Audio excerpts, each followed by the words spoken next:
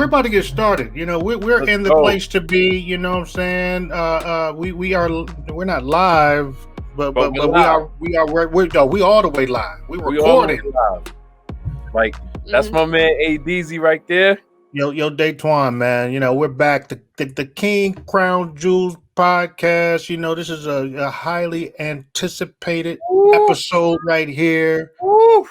You know, feel the fire? You feel the fire? Man, I feel the fire. Since the conception of us thinking about the possibility of doing this, once we start putting it out there that this is something that we're interested in doing, man. I mean, you talking about common denominator of all of the people. Like, all right, who you think we should grab? Who you think we should grab? Who?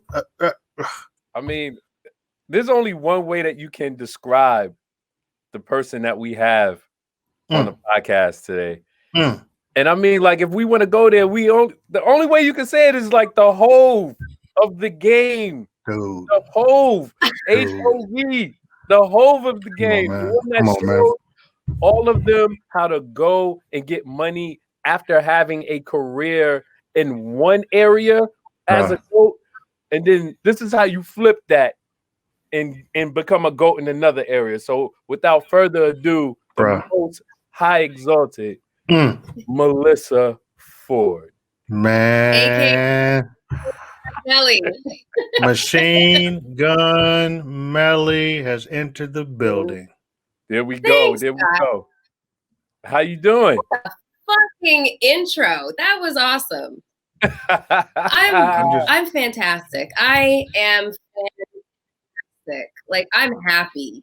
And I mean, we can get into that, you know, as the show progresses, but it took a lot for me to be able to say that, and with conviction and belief and authenticity to say, I am happy, but I'm happy. We can hear it. Yeah. We can hear it. Well, we can hear it, but it's still not clear. It's still not crystal clear, Melly. It's still not crystal clear. It's coming. Let me see. It's coming in and out. The sound? Are you seeing it's like the sound a little bit, but then there's like a blur too. Do we do a remix intro? We keep it going. We keep it going. That's how we go. We gonna keep it going. You know, motherfucking Melly Mel's in the house. There we go. Melly Mel's in the house. Mel's in the house. What's goody good? Shit. Okay, it's Friday. I'm gonna have about 5 more of these. Let's do it. Woo! We are definitely gonna do it. I'm gonna tell you right now. You know, probably the most anticipated episode of this podcast. People have been waiting. You know, we were on your podcast a few months ago. Man, that was damn near a year ago, though, wasn't it? No, that was 10 months. Yeah, 10 months ago. That's crazy. That's crazy. How fast that went. Wow. Yes, I kind of feel like my show might have been the inspiration for this. Oh, no question. Listen, you know, take that. Hey, you know, we'll get that to you. I'm gonna tell you one of the things that we did talk about on that show, and I don't think, you know, any other your contemporaries could get upset. We did, you know, just sort of throw it out there. You know, I don't. Even though, and you know, Melyssa, me and you had this conversation, you know, was a couple of days ago, as far as like we're talking about, you know, amazing women who've been on the cover of King, and and wrap our minds around who had the most covers. And I was like, you know what, Trina got like 4 or 5 covers, easy. Yep. You know, Trina like easy. But at the same time, I still think we were talking on her podcast. I think that it's easy to. Hey, Queen of King, man. Which is probably the distinction, not only for King. Like, you could say that about Mel on a few of the Black men's magazines, and I'm just being real. I'm real. Yeah, no. It's a fact. Fuck that there shit. You go. Like I'm the only one to date, the only urban model or you know, urban, you know, female personality that was on all the major covers at the same time. Right. No one else did that. And that's the thing that was always really interesting to me, is that white publications like Elle or Vogue or whatever the case is, they would feature like a Giselle Bundchen on Elle and Vogue and Marie Claire at the same time, and nobody batted an eyelash. But for some reason, Black publications, they balked at the idea. They were like, oh my God, it's going to tank our sales. I was like, let me fucking tell you something, okay? I'm a goddamn chameleon, okay?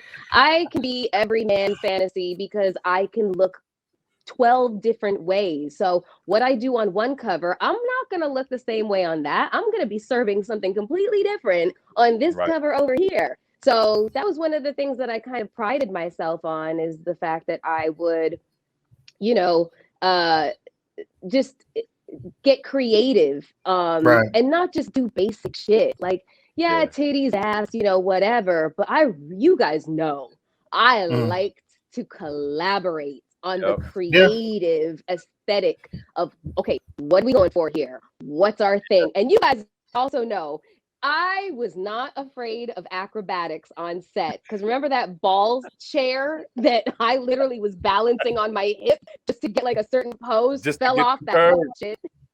Just to get the curves, man. I mean, like, I got to give it to you. You were the one where, if we did know that you might be on something else, it wasn't an issue, because we knew we were going to sell. We knew we were going to go ahead and have something that was iconic.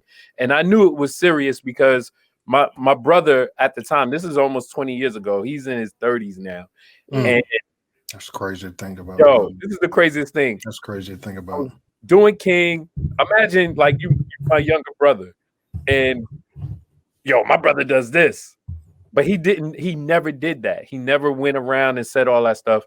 And he never asked for anything. My brother is the coolest dude. He only asked for one thing the whole time I was at King. He's like, please just let me get to the Melyssa Ford shoot. That was it. That was it. This is my brother, my blood. Yo. All he asked for, and we didn't make it happen. So that's such a shame. I wish you had. I know, because it would have just. I don't know if he would be. Because y'all remember, I used to like to turn my sets into parties. Yo, like, remember the first one that I did, which was the double cover with me and Gloria Velez? I had a DJ. I had my Diamond guy come by. I had the Weed Man come by. Who else came? Rasheed Wallace came. Ebro came. Big Tigger came. Everybody came. Yeah, it was like the more the merrier. And in all honesty, I mean, I'm kind of a performance artist, so the more people that were there, the more it just, it just kind of upped the ante for me. So I was like, DJ, play that a little bit louder. All right, now watch this. Which is definitely not a given, because a lot of girls are the complete opposite. They want less. Oh, sets. People are close set, please. Close set. Yeah, I wasn't about that closed set. I was just like, open the doors, let them in. Yes, janitor, no problem. Come on in. Come on in. I loved it. Hey. But I'm just thinking, before we even get into that, I would love. I mean, obviously, we know you. Yeah, it's different. Right? That's one of the great luxuries of even though, like, the idea of, like I said, man, we love. Pretty much. I mean, there's not too many bad relationships that have come out of King. There's like some people that aren't necessarily our favorites. Right. We've had we've had a few situations where shoots almost got shut down. we may or may not get into that at some point in time, but it may happen. Like we know you. So there's so many different things that are common knowledge with us that aren't for other people that I would love to get into. Like, even before we get into the peak, the height, on the cover of all of the different mags. I mean, Toronto. Yeah. Toronto, and that's the crazy thing when you look at a lot of the girls who are, creating their own brands and doing their things, and whether they know it or not, following in the footsteps and aspiring to be, in the spaces that you occupy or occupied. That wasn't your dream. That wasn't your goal. You literally fell into this. I mean, you were like going to school, going to college. Like wow. Speak on that. Yeah. Yep. I was okay. So let me try and kind of bullet point this shit. I got my first job when I was like 11 years old, you know, so I had like Canadians have a very sensible, stoic kind of way about them, you know, very like I don't know, just like just sensible is the best word I guess you could say. And you know, I started to contribute to my household early, 11. I mean, I still don't know how that was legal, but I worked in like a dry cleaners, you know, and I like opened and closed the sucker. But I think my parents signed off on my social insurance card, which is basically the equivalent of a social security card. So I always had like a really, really strong work ethic. And so when it came to university, my father passed away when I was almost 16 years old. So there was no inheritance. There was no like life insurance policy that could be cashed in. There really was nothing. And so if I was going to pursue higher education, then I was going to have to pay for it because my mom was struggling to keep the roof over our heads at that point. You know, my dad kind of left us in debt, which kind of sucked. So I was working at a satellite TV company called Bell Express View, and a lot of young people were. So it was fun to go to work, honestly, because it was a call center, and it was, you know, it was all people the same age and different, you know, races and ethnicities and stuff. But we had a really good time. I was also a bartender, and so I'm using all of this to fund my education. So I was pursuing a degree in forensic psychology. I want Clarice Starling, you know, Silence of the Lambs. The minute I saw that movie, I was like, oh my God, it makes all the sense in the world. Why I like all this macabre fucking murder, death, kill shit. So that was what I was pursuing. I was a really good English student, so I was minoring in English literature and whatnot. And then Little X came along, who's now known as Director X or Julian Lutz. And he was originally from a suburb in Toronto called Brampton. And he came to Toronto to, after working for Hype Williams' production company called Big Dog Films, he was on storyboarding. That's right. I remember. Here's the thing: is a lot of people think that that Hype Williams is the one that gave X his first real opportunity to start directing videos, and that's not true at all. It was Tim Story wow, who actually gave. Wow. Yeah, I mean, he directed Friday. But no. That was F. Gary Gray to direct Friday, but Tim Story did Fantastic Four. Yeah. But he did something in the urban, in urban film as well, like a little for sure. bit further, earlier. But he also, yeah. So Tim Story he's a real deal. He's a real deal. Yeah. So Tim Story is the one that kind of gave X like his break to actually move from storyboarding to actually video directing. And so X discovered me by way of mutual friends in Toronto. He came to Toronto to shoot a video for Canadian Rap All Stars, and he was looking for the girl. And he looked at a ton of girls, and he was like, nope. And his friends were like, what the fuck are you looking for? He was like, I'll know her when I see her. And both of them came up with the idea to use me. And they were like, what about Melyssa? And they were like, yeah, Melyssa. And he was like, who's Melyssa? And they were like, well, we'll showed him a picture. And he was like, call her right now. And I was the last person that people thought of because I was more recognized for like my brain than it was like, oh, okay, she's pretty, but she's really, really smart. And with that whole Canadian sensibility, we weren't congratulated for our looks. Like, oh, congratulations on your fucking face, but what's going on up here? Like the pursuit of higher education was a very real thing in Canada.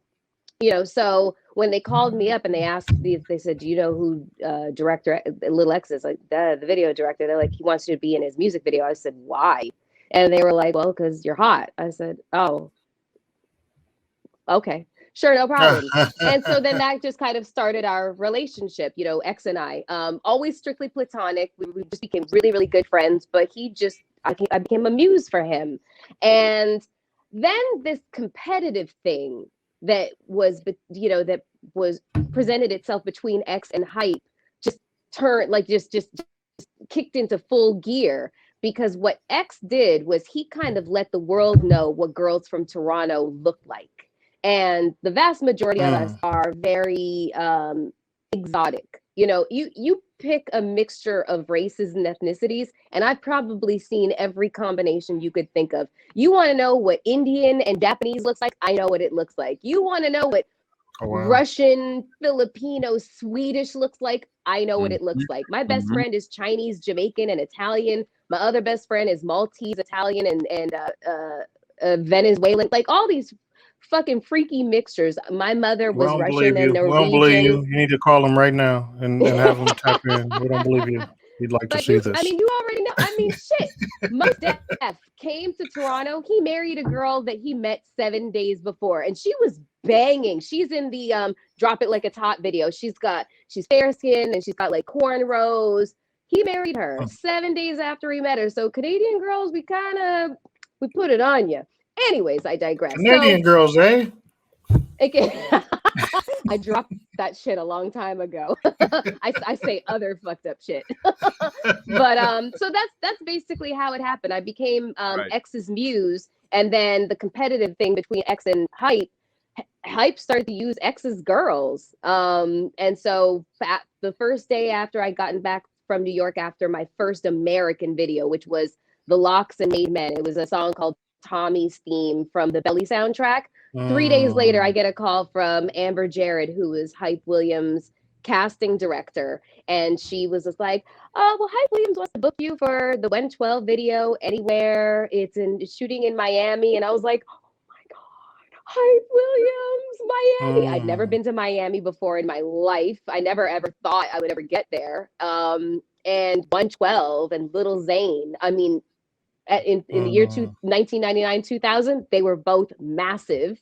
So hell, motherfucking yeah, I'm going. So I would say that was kind of like the beginning, and it just kind of snowballed, you know, as a result of those first few videos. And then I think part of the reason why my popularity kind of skyrocketed was because I said no a lot.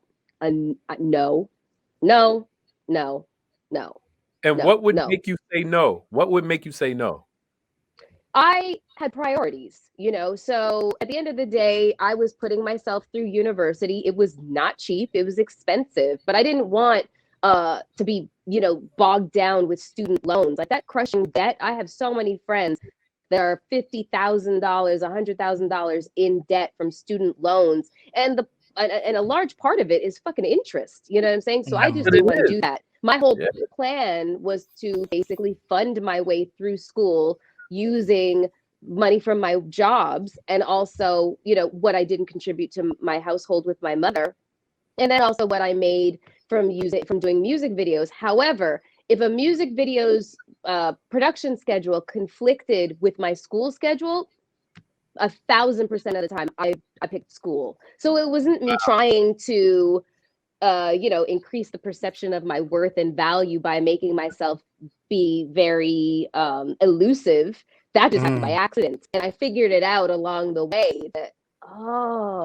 when you say no is when you get them to give you more, and what they want more. There you go. So there you go. Yeah, it was. Did she say no? We'll offer her this then. Yeah, yep. It was an accidental learning lesson that I've applied through life.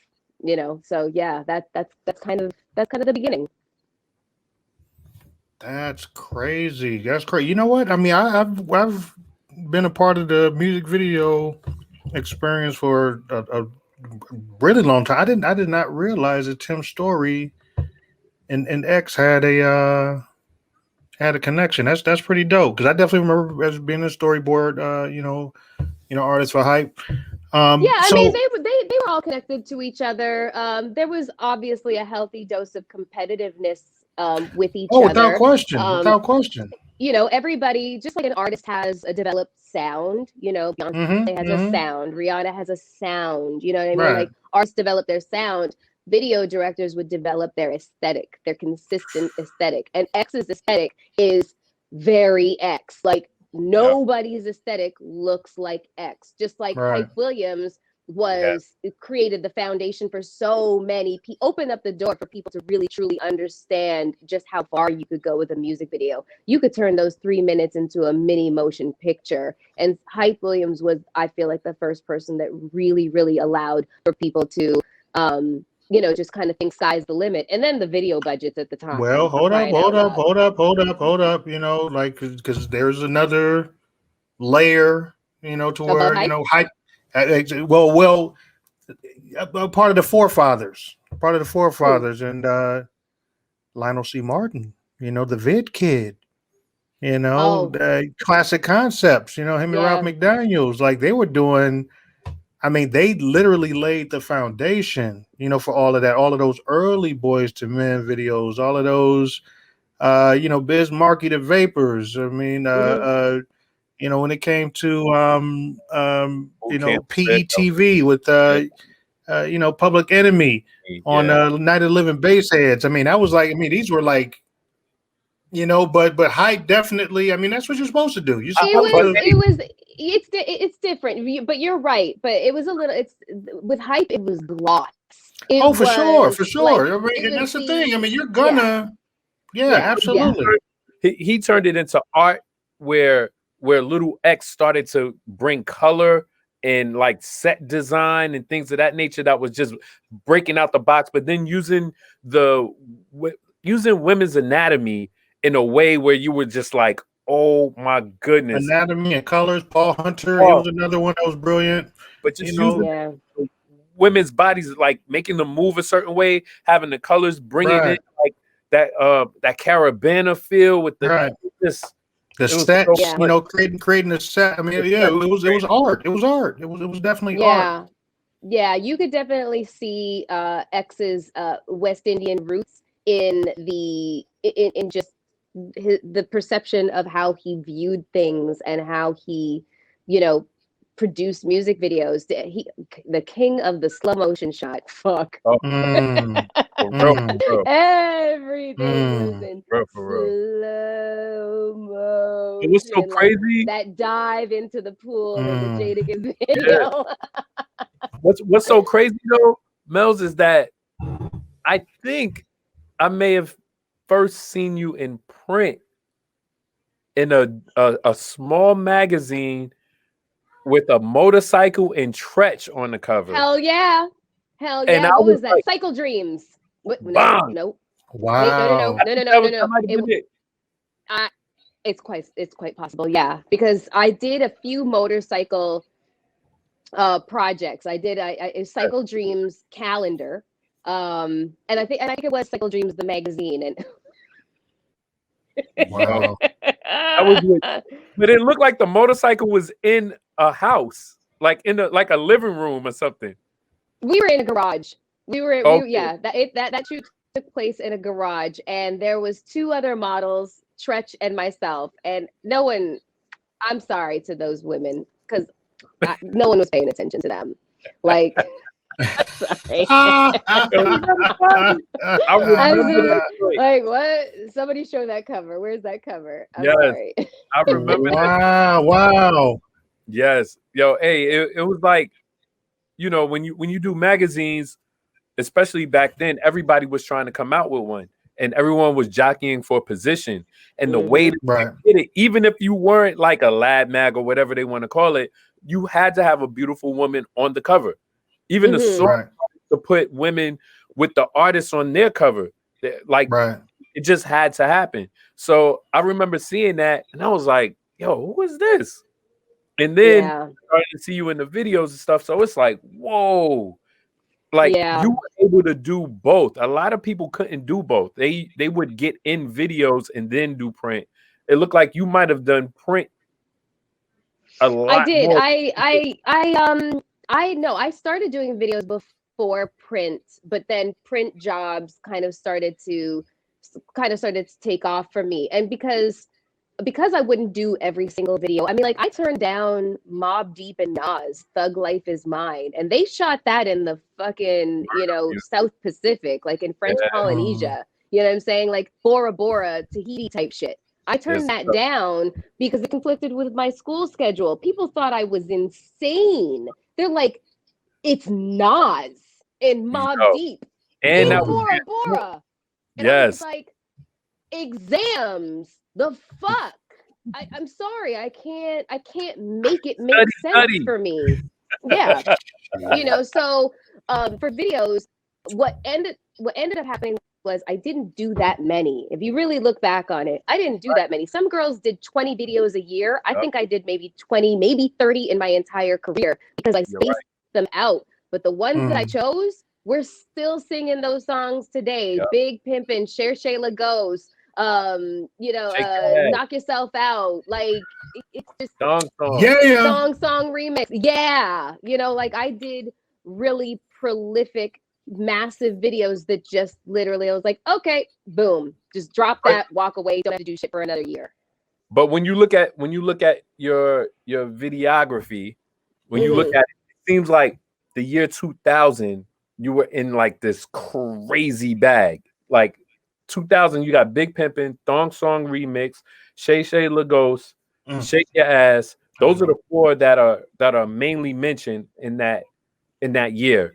And 2000 was like just a millennium year. I mean, you're doing so much. You put a stamp on the game with that. Day, but not only that, but bruh, even though Napster was coming, like record labels still had money. Yep. Yeah. They were still spending money. Yeah. Yeah. Like, And that was those budgets were crazy. Yeah, that was the major difference. You know, like as time went on and I would, you know, graduated from doing music videos and then I started writing for you know, men's publications, and I started to appear on TV, like BET started to give me hosting gigs and stuff like that. As I started to transition from doing music videos and going into television hosting and stuff like that, and then hosting around the country and even internationally, a lot of girls were like, I want to do what you do. And I was like, you're never going to be able to do it for the simple fact that the budgets are different. And when the budget controlled everything, you know what I mean? The budget allowed us to be on a fucking $10-20 million yacht in Trinidad doing Big Pimpin'. I remember. What was that set like though? What was it like being out there for that? And how long? How many days? How many days was that? Look at the face. Look at her face. Look at her face. I mean, because to this day, it just is like it was my favorite. It was my favorite video to do because first of all, I was traveling from Toronto to Trinidad, and they had me on like the budget flight, so I had like 2, maybe 3 connections. Fuck. Wow. And I didn't understand what flight connections were. So when I flew from Toronto to Dulles Airport, and then there was like maybe a 3 to 4 hour layover, I didn't understand what a layover was. I'm panicked that my flight, like I'm in DC, I don't know what the fuck to do. I was so scared. So that was how I figured out what connections were and shit like that. Finally get to Trinidad, and the fucking joke was the hotel that they had all of us girls staying in. It was called the Shagamore. I was like, what? See that? I bet you there was a shag rug in there. Yeah, baby.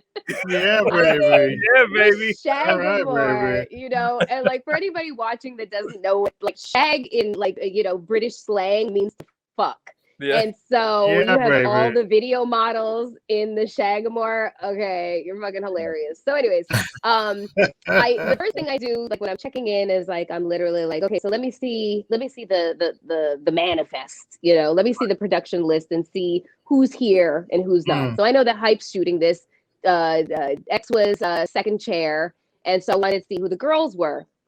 And then I saw about 8 girls from Toronto. I see Naomi, I see Sarah, I see Hazel, I see Tanisha, I see Andrea. I was like, fuck yeah, we're about to have such a good time. Because here's the thing, when you look at the set, like the production list, and as a video model you see girls that you know, there's an instant thought inside your head that you have kind of like people that are going to we're going to shield each other from whatever happens. Yeah. Because at that time in the business, not only was it accepted to be kind of sexually harassed and maybe even abused to a certain extent, it was expected.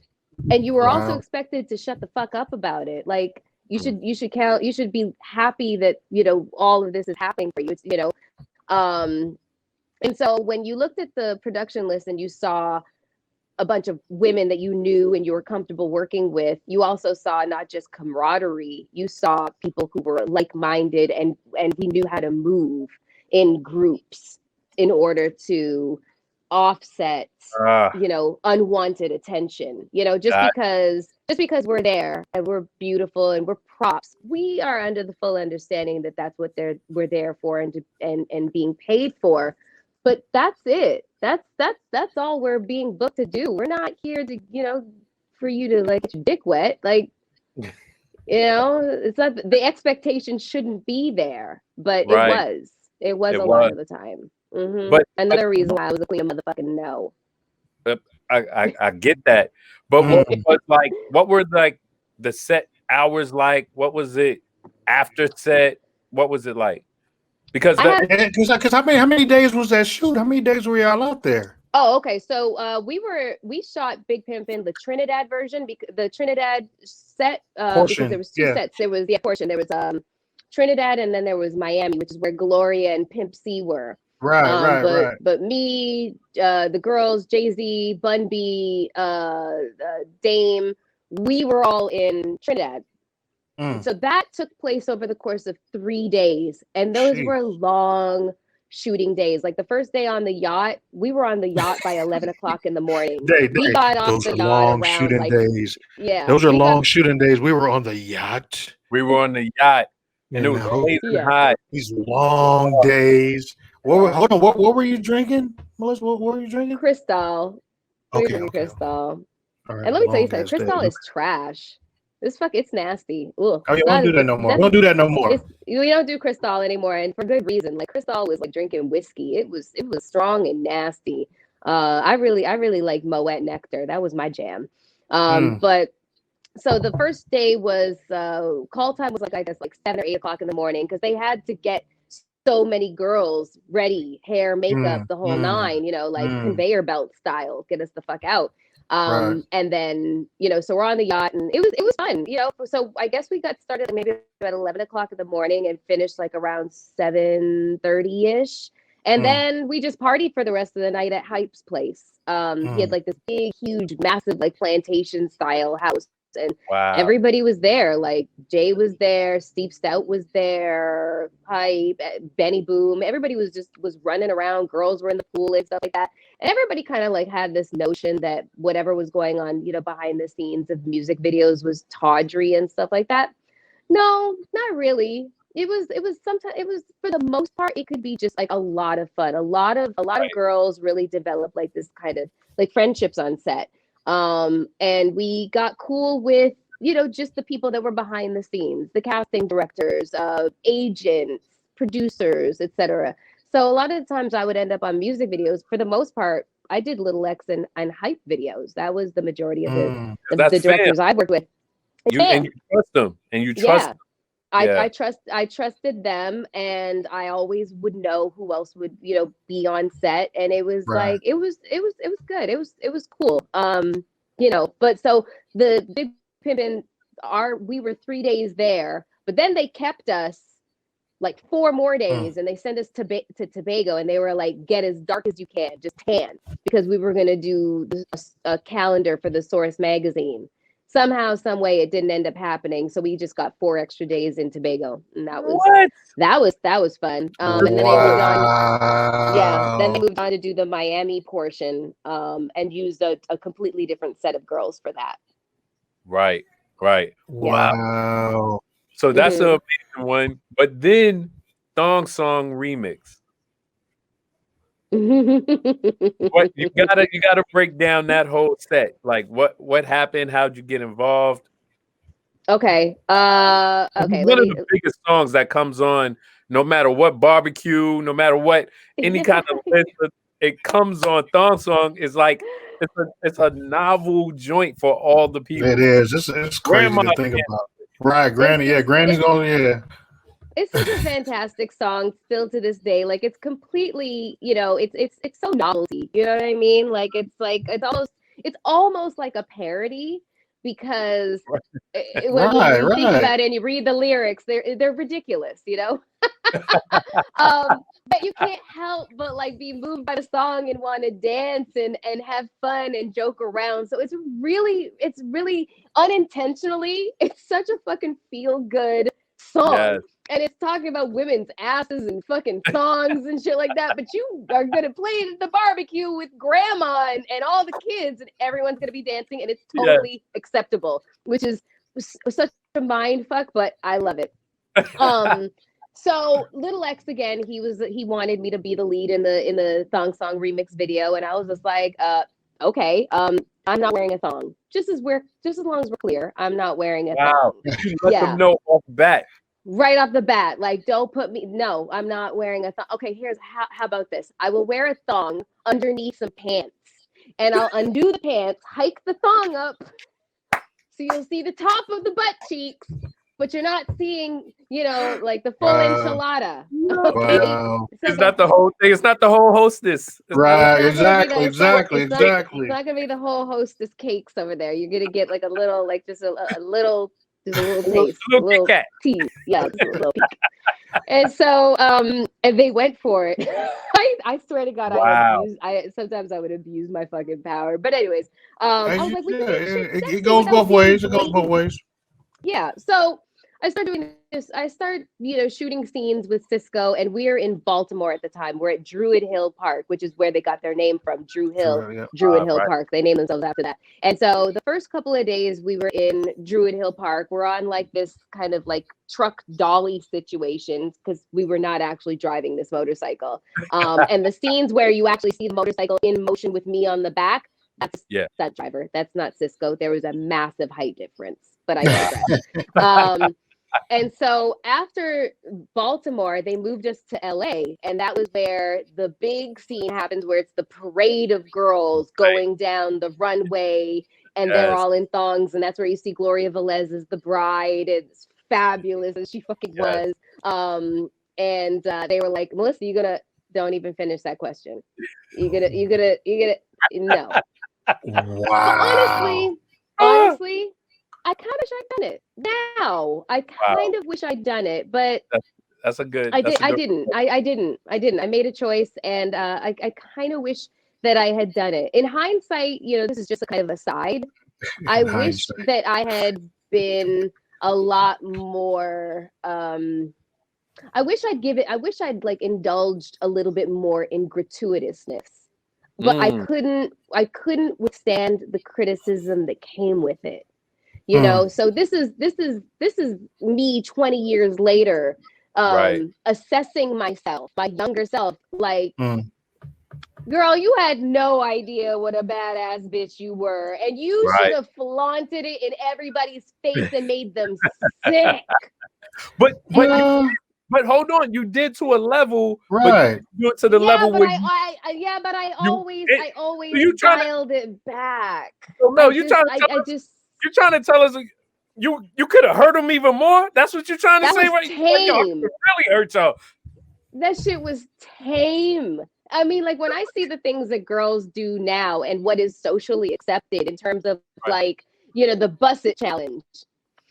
I mean, first of all, my knees will not allow me to do that. It's not happening. Is that's why no one has seen Melyssa's bust it challenge. Right.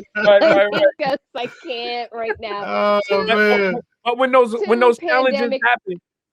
challenges happen, you do want to indulge. Yeah, I can't lie. I like do. Because in you. Yeah. I mean, just because there's nothing wrong with it, honestly. Some of them get a little out of pocket, but like that whole the video girl challenge or whatever, when a bunch of us passed a magazine to each other, right. And then it was this, like our toned down look, then our like woo look. I like that. That was nice. I don't see anything wrong with the busted challenge. I think that it's really, really, really cute. I Now we think got the silhouette challenge. Now we got the silhouette challenge. Yeah. I haven't seen enough of it to have a firm opinion on of it, but you know, it seems harmless enough. But I mean, those are the kinds of things that I don't know. I would have held myself back from because it would have seemed too, you know, like sexually gratuitous, and I just couldn't.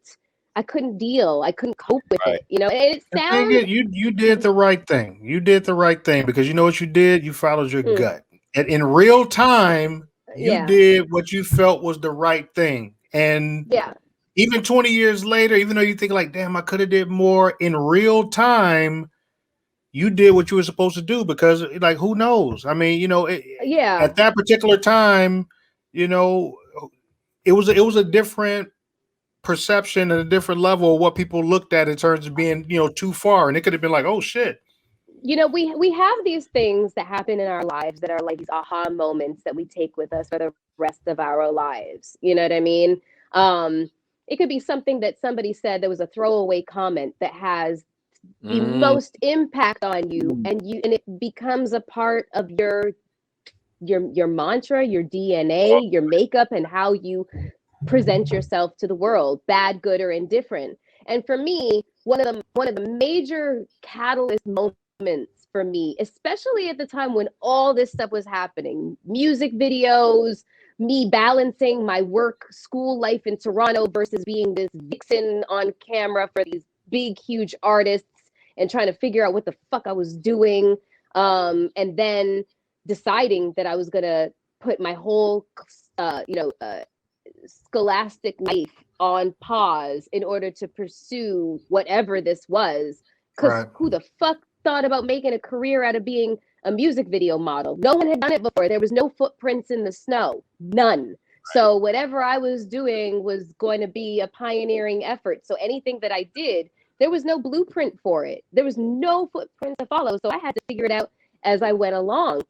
And so all of this stuff is happening all at the same time. And then Cisco asked me to go on tour after shooting the music video. And that's what changes my life to, you know, open my eyes to what the world actually looks like, take the rose-colored lenses off, you know, just in terms of my life in Toronto and what is possible. And then, you know, magazines come knocking and everybody's just knocking at my fucking door and I'm trying to figure out what to do. I have no mentor at the time. I have nobody. I've nobody. I've nobody telling me what to do, what not to do, who to fuck, who not to fuck. I don't got no one telling me anything. And I'm just trying to figure it out with this 21-year-old brain that's being ridiculously overstimulated by so much stuff. And as it relates to photography, which, you know, posing and modeling and stuff like that, is you don't just leave it in the studio. It becomes you. I personally think by my own experiences. Especially if you're at that level. If you're at that level, it does become you. That's the thing is, I wanted to be at that level because before I ran into this particular photographer, he was this little Asian guy named Chung Kai Shi. And he was like the Asian Austin Powers. It's yes. And I'm spent, you know, like he was really fucking extra. But he was such a dear heart, and he taught me how to pose. Because before that, I didn't know what the fuck I was doing. All that sexy shit that you guys got with the elongated neck and stretching and all that shit, I didn't know how to do all that before he came along. And he came along like in 2001, and he really taught me how to pose and live and breathe and pose in front of the camera. And it's because, and with that, I started to, when I saw the photos, I realized this is going to be my niche. I am going to show not, you know, ostentatious, sexual, you know, gratuitous, you know, titties in your face type shit. I'm going to tease. I'm going to taunt. I'm going to. Ooh. You guys there? Okay, we got you. Somebody called, didn't they? Okay, somebody called, didn't they? I know. I'm sorry. I'm sorry. Told you. They call him back. They call him back because you ain't pick up. You might as well pick up. Ow. See that? They're gonna keep calling until you pick up. Are you guys back? Yeah, we're back. We're back. Those bastards. You working seriously? Goodness, Mel's. Yeah, take a moment. Take a moment. Oh my God! You know what? Sometimes I'm a little too fucking honest for my own fucking good. You realize it after. I'm a little too honest for my own motherfucking good. I'm just gonna say that. I'm just gonna. No, say you that. can keep them. Keep them out. Keep them out. Keep them out. Okay. Yeah, keep them out. We'll keep them out since it sounds so way much better. Stupidity. Yeah. Anyways. Did they ask you about some things that's going on now? I was just bringing up, just some inter-office politic bullshit that I just really don't want to fucking deal with. And that's it. Like I am not in a stage. Thank you, love. Don't worry, but I think we're just gonna do it this way. Yeah. I'm really at a stage where I want my life as uncomplicated as humanly possible. Right. Like I swear to God, I wake up every single morning. I have Alexa set at 7:00 every single morning to morning affirmations. And I do that and I listen to them for 20 minutes every single morning. And then I get up, I get my coffee, I get in the shower, I start putting on my makeup for work and stuff like that. And I'm listening to Louise Hay and I'm listening to Wayne Dyer and Earl Nightingale and Alan Watts. Let the people know who those people are. What do they do? So these are like self they're not, I can't even call them self-help gurus because they're motivational experts that have, devoted their lives, because everybody I basically mentioned, I think with the exception of Alan Watts is dead, but they devoted the lion's share of their life, existing within and examining with themselves within the realm of self-actualization. How to become the best version of yourself and the daily work that it takes to get there. And I mean, 2020 was a fucking doozy for everybody. I don't know anyone who is 100% thriving and okay with the year 2020 because we had to self-isolate. Yeah, we are social creatures as human beings, so that is not normal or natural. There's nothing normal or natural about it, even for the most introverted of us. And I can be a very, I call myself an extroverted introvert, but it takes a toll. But at the same time, my mother got sick from colon cancer, and it was extraordinarily aggressive, and she died inside of 7 months from diagnosis to to death was 7 months. And I realized that when my mother died, that the one person that was left on this earth to love me, if no one else loved me, if the world fucking hated me, this person loves you, your mother. And she died. And I realized then that the concept of inner child, and it sounds hokey and very kind of like esoteric, but it's not. It's very true. If we really actually think about ourselves as having an inner child and how damaged that inner child might have become by way of the things they were told to do or not to do, abuse that they suffered, neglect, abandonment that they suffered, and it processes and manifests into the behaviors that we exhibit in our adult lives. We might start to really become a lot more compassionate with ourselves and really start to think about ourselves, that everybody has an inner child inside of them. And I started to really think about the concept of my inner child and the trauma and the traumas that she had suffered, and how that manifested into behavior, and how that manifested into behavior in terms of neglect and abandonment early on, manifested in this barrier I had up, this toughness that I had up, this I can do everything by myself. I don't need anyone. And also the cruel internal narrative dialogue that I had inside my head. In order to withstand all the criticism and judgment that was just heaped on me, just, you know, the blogs and criticisms and people deciding who the fuck I was, I had to tell myself the most horrific, nastiest things to try to diffuse other people's words. So anything you said to me, I've already told it to myself. So it's going to have no effect. It's not going to land on me. Very Eminem and 8 Mile. You know what I mean? I'm going to say everything that you're about to diss me for. Right. And I thought I was doing myself, you know, a kindness by operating that way. However, when it came to my mother passing away and realizing that if I wasn't kind to myself, no one was going to be kind to me. No one was going to be compassionate towards me, not in the way I needed, because the one person who could give me that innately was gone. And I was just like, I gotta fucking change. I gotta change. And so I started to have to learn how to be compassionate and kind to myself, how to stop that narrative of you're not good enough, you're nothing, you're stupid. Like all these things I used to say to myself to try to offset what anyone would say to me. I had to start undoing all of that twisted, ugly, nasty. But was that shit. also? But was that also things that other people told you, like failed relationships or things of that nature, that kept that narrative going? Because your career looks like it was going amazing. Where would you get the self put downs to keep that going? Because there had to be an outside force some of the time. Hold on, or inside source.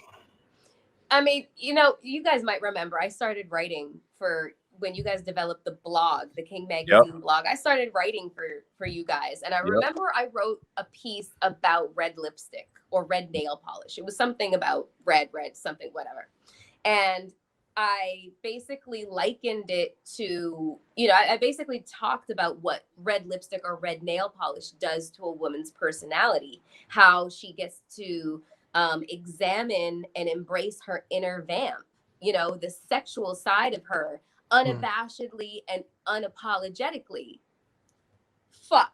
You might as well have thought that I just told every woman to run in the streets naked and fuck everything she suspected had a penis. That's not what I said. It was an article about, you know, personal liberation, you know, and the things that we do to embrace our womanhood, and as simple as red lipstick and red nail polish, you know, and the criticism and the judgment and the nasty shit people said to me and about me about that article was just like, it was visceral and vitriolic, just it was like mustard. Fuck, it was a vinegar. It was awful. And I'll never forget it. It was one of those things that had like a very strong impact on me and kind of made me shun the spotlight even more. So I had this push-pull relationship with the spotlight a lot, because I knew I was talented. I knew I was a creative, and I knew that I thrived in front of the camera, but I also knew what came with it. And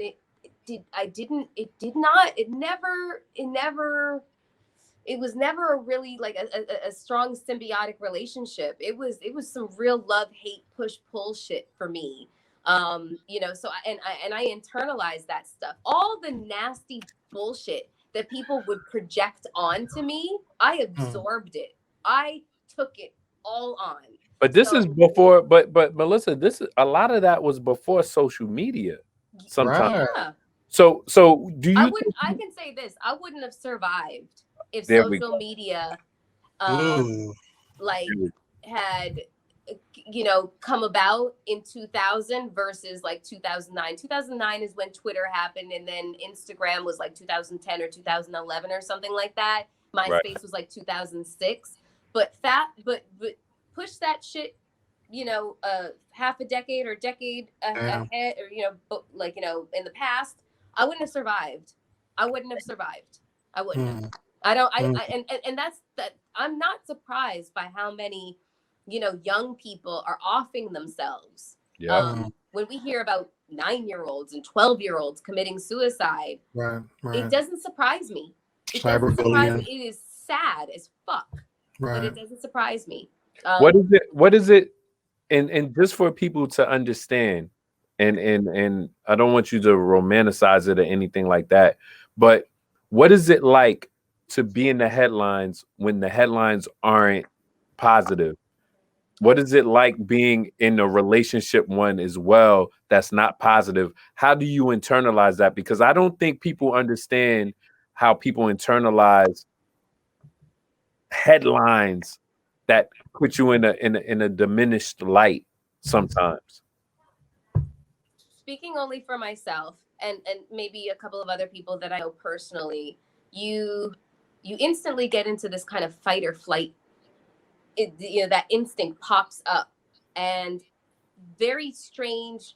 You start to have a very strange visceral reaction to things, like, your eyesight, literally your peripheral vision disappears, and all you see is like what's in front of you, and your heart starts to race, and your eyes dart back and forth because you're inside your brain trying to think of the woulda, coulda, shoulda, and trying to reimagine the situation, and also doing damage control all at the fucking same time.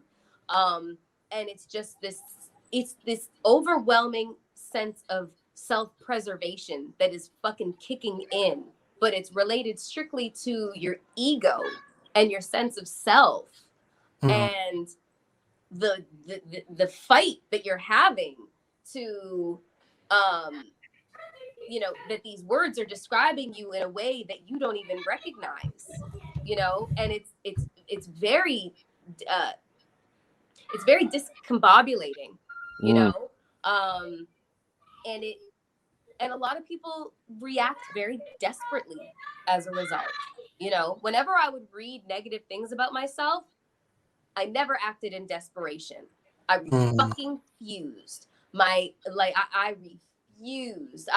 Dignity is the mark of a true thoroughbred, is what I would always tell myself. You'll never see a crack in the facade. You'll never know what I truly think or feel about what the fuck has just been said about me. I looked like I was unfazed. Meanwhile, I was drinking myself into an early grave behind the scenes, at home by myself. Like, I would self-isolate for 6 months and would barely come up for air, because I didn't know how to cope or deal. And the only thing that I knew how to self-soothe was to medicate myself with fucking wine or vodka or whatever the case is. I mean, I would never do hard drugs, like cocaine or heroin or whatever the fuck. And then I also thought that, that I was above taking antidepressants. You know what I mean? Like, I was just like, no, that's for the weak-minded. That was a really stupid way of thinking. But for me, I had to prove my mental toughness by white knuckling it through my problems. When what I really fucking probably needed was some, some chemical help and some therapy. But it took me a long time to get there, as it relates to therapy, I should say. But you weren't on the scene like that. You weren't out at the clubs. Like, there are so many women from that era that we can say, like, oh, we was in the club and we would see them all the time. You know what I'm saying? But Mel's, if it wasn't like something that you had to be at, you weren't really there like that. There was times where I'd walk on a red carpet, walk off, and get into a car and go home. That's great. You wouldn't even go in. I wouldn't even go into the fucking party, because sometimes for me personally, that level of social interaction and that high level of stimulation was too much for me. I couldn't function. Right. And so, and there, trust me when I say, there's a lot of people in the industry, you all know them, but they are real fucking introverts, and they cannot deal with that high level of stimulation of people just It's like, oh God, I can't. And they go the fuck home and they stay home and they're true homebodies. Because it's a lot to deal with. Like, everyone thinks that the goal is to become famous. That's not true. For a significant portion of people who get into the entertainment industry in whatever capacity they do so because their artistry moves that way. And fame is a byproduct of their artistry and creativity. People, just scores of people love it. But it doesn't mean that they have become comfortable with the notion of sharing themselves with the world. They are mutually exclusive concepts, you know? And for me, I learned how to function in the public eye, but I've never been comfortable with it. Never. Which is why a lot of people are like, Melyssa, I feel like you should be a lot further in your career than you are. Fair assessment, maybe. If I was really comfortable in the public eye and didn't give a fuck about stepping on people's necks and shit like that, yeah, I probably would be a whole lot, quote unquote, further ahead. But it was never that important to me because fame never defined me to myself. It really didn't. That was not me.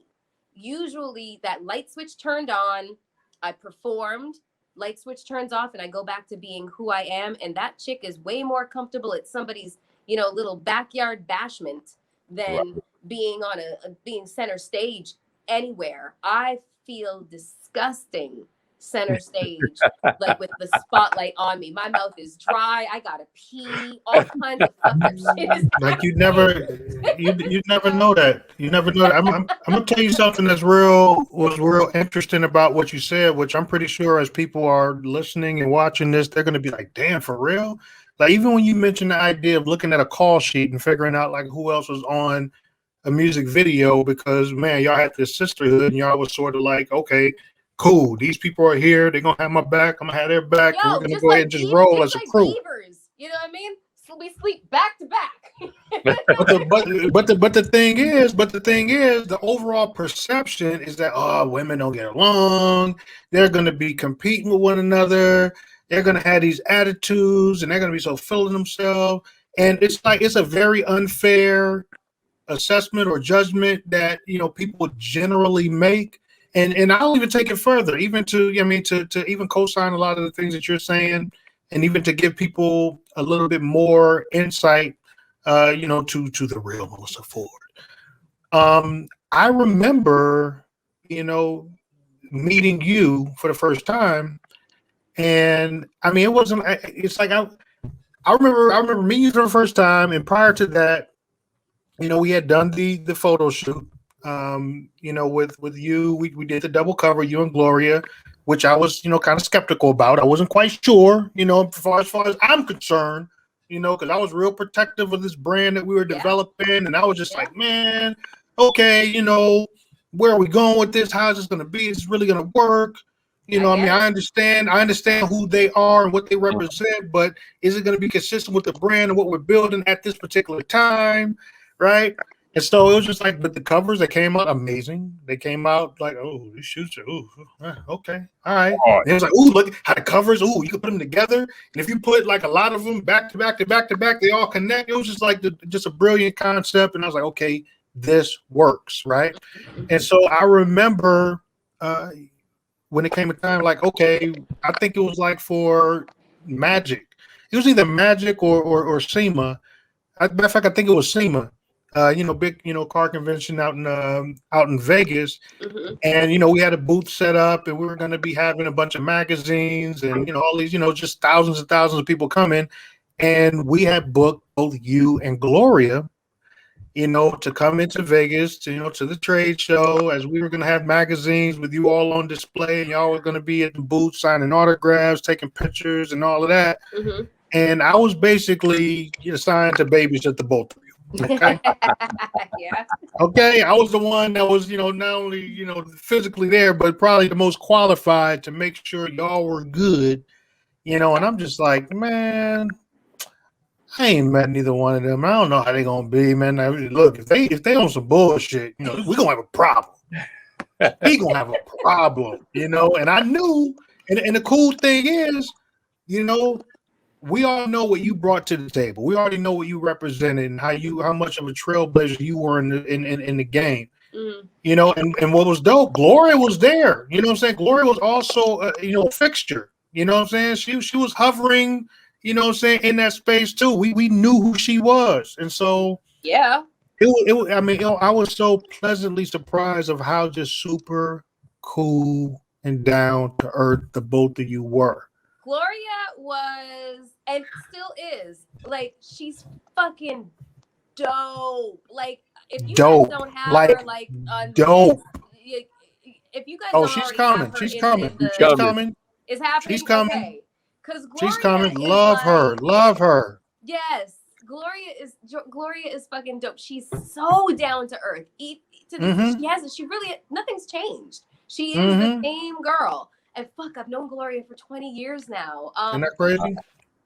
It's crazy, but she's really she's super down to earth. She's fucking beautiful. She's funny. Yep.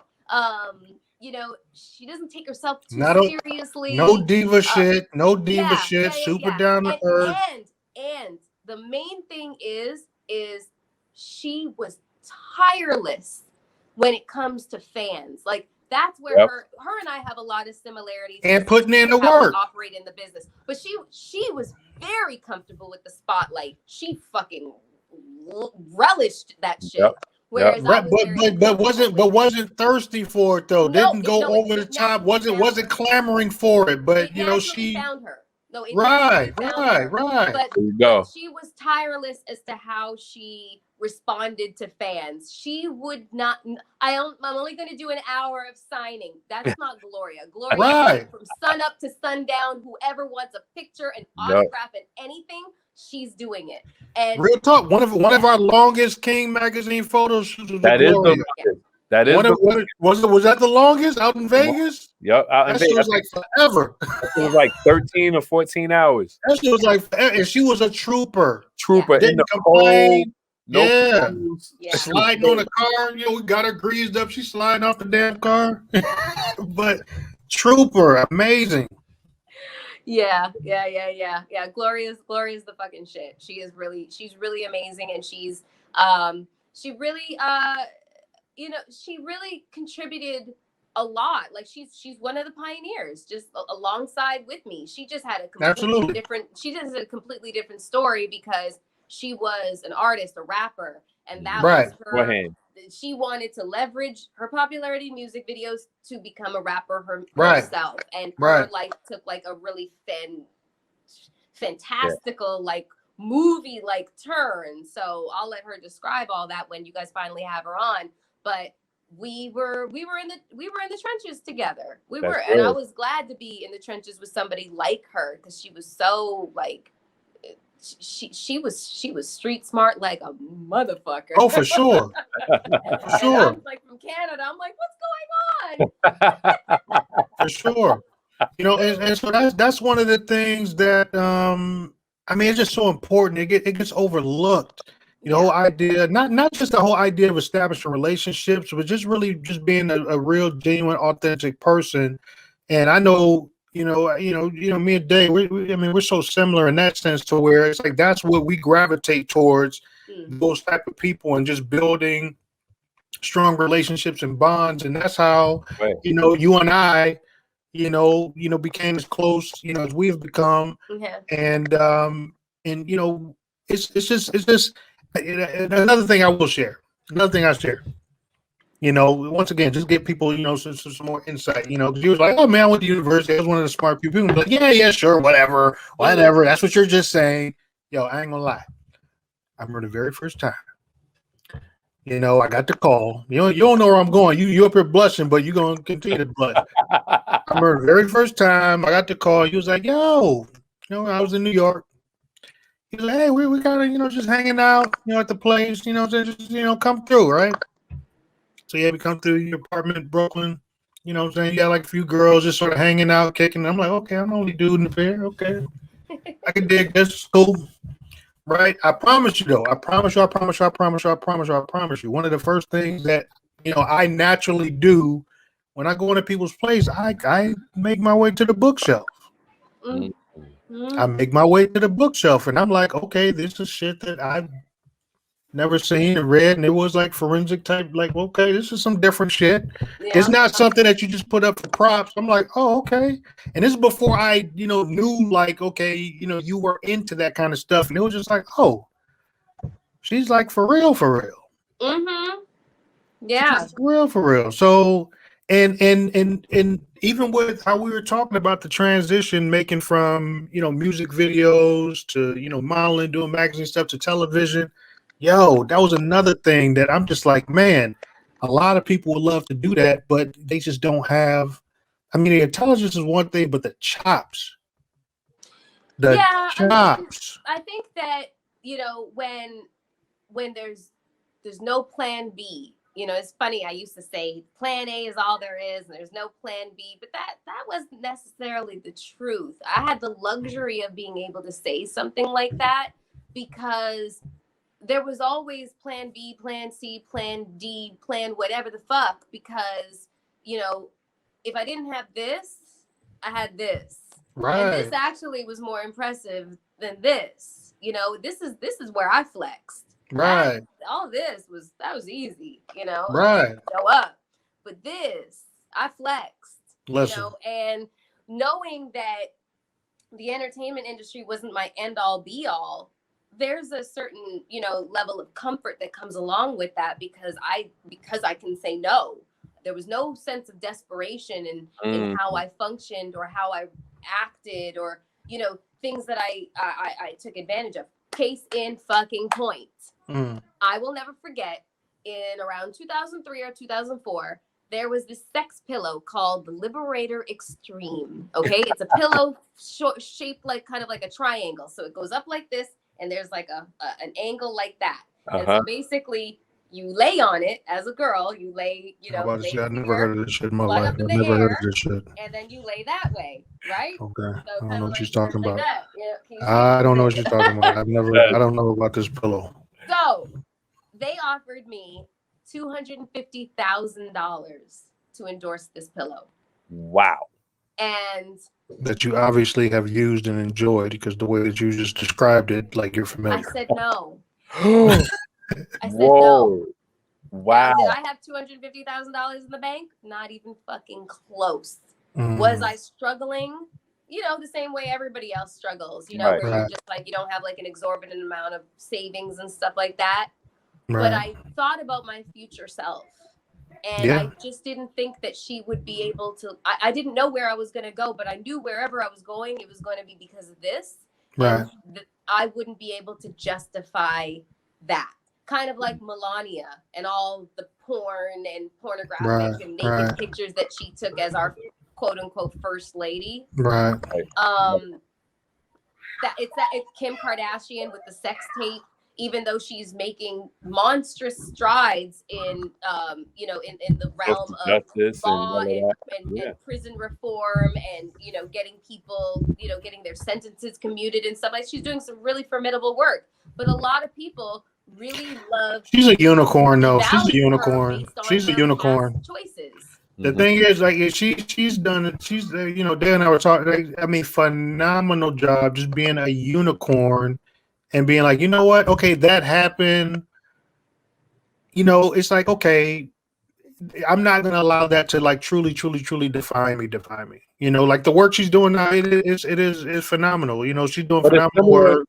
But hey, it's similar in the way, Melyssa, where you can, combat anyone that comes at you about the different photos or videos that you may have done throughout your career.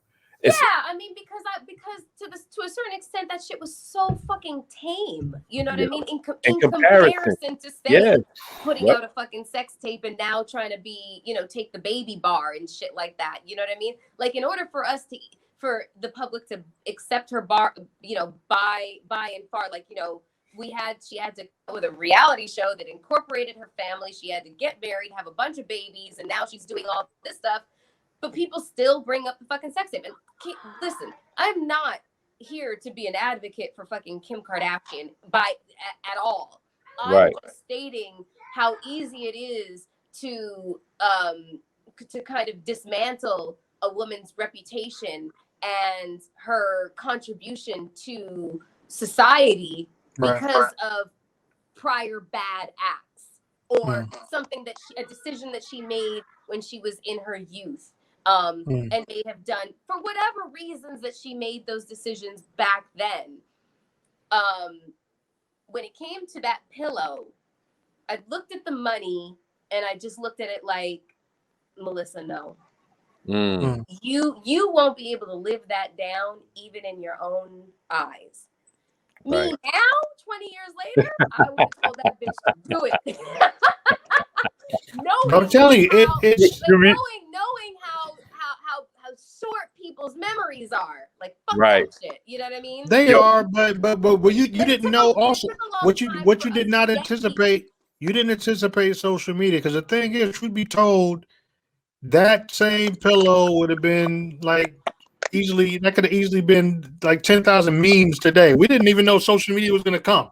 Right. We didn't know it could have been the crying Jordan face. Was going to come. We didn't know that, and we also didn't know that 24-hour news cycles were going to happen, and we were going to be inundated with so much fucking information. Didn't know that we have to forget shit. We have to send shit to the because there's so much. Right. Because we go crazy, you know. Right. So we didn't know that. If I had known that, I would have fucking done endorsed the shit out of that pillow. No, you wouldn't. Hold on, A. This is the curveball, though, Mels. This is the curveball. Yeah. Because of that way of thinking, there may have been some more of that kind of thinking when you were paired with certain people. So going romantically? No, not even romantically. Okay. Professionally. Okay. So at this point, you're huge. We're starting to like King is rocking. We're going to our 5th anniversary now. Ooh! Drum roll. The people were asking for certain people, and we had the crazy task of saying, "All right, we've been around now for 5 years. Here's the 5th anniversary cover. We got to pick 5 women." We didn't have to do shit. How ambitious was that for us to say, like, you know what, 5th anniversary? This dude right here, this goddamn Daytwan Thomas, man. 5. We got to pick the 5. This dude, you know, you talk about just raising the bar, pushing, and just being like, yo, doing shit that was really unnecessary, but putting the situation out there, making it make sense, and making us go after it, and obviously we pulled things off, and it's just like, oh shit, we actually did that. Yo, 5th anniversary issue, for those who don't know, 5th anniversary issue, we did 5 covers, 5 different of our, alumni, our King alumni models to come back. Right here is for one photo shoot. For one photo shoot of each of the covers. Right, man. Have them all in one place at the same time, doing group shots, but also doing their own single cover shots, and it was just a brilliant concept. Somehow, some way, we pulled it off, and that was a whole other story. Figuring out the whole selection process and getting everyone there at the same time and having, okay, this person really couldn't do it, and okay, now we got to replace. Okay, go ahead, Dave. All right. So as A was explaining, this is the first time we're telling this story. First time we're telling this story. I love Melyssa's face right now. Love Melyssa's face right now. Yeah, yo, hey, you might have to take your earphones out because it's clicking. I don't have shit on. No. A is it mine that's clicking though? I think so. Mine never click. All right, it stopped. Nope, it didn't. Oh, there you go. Try taking them out. Try taking them out, bro. God damn it. Right, yeah. So we get the lineup together, and the original lineup had a certain person that agreed to the shoot, and everyone pretty much asked who was going to be the other 4, and Melyssa was told that there was a set 4. Right. Maya was told that there was a set 4. Trina was told that there was a set 4. And Reagan. who? Say it again. Reagan Gomez. No, Reagan. no. Maya. Yeah. Was it Maya? Reagan was told, added later. right. Because of the one that Day is saying backed out. She might have wanted her own shine. I don't know. Or maybe her mom, whatever the fucking reason was. Okay, go ahead.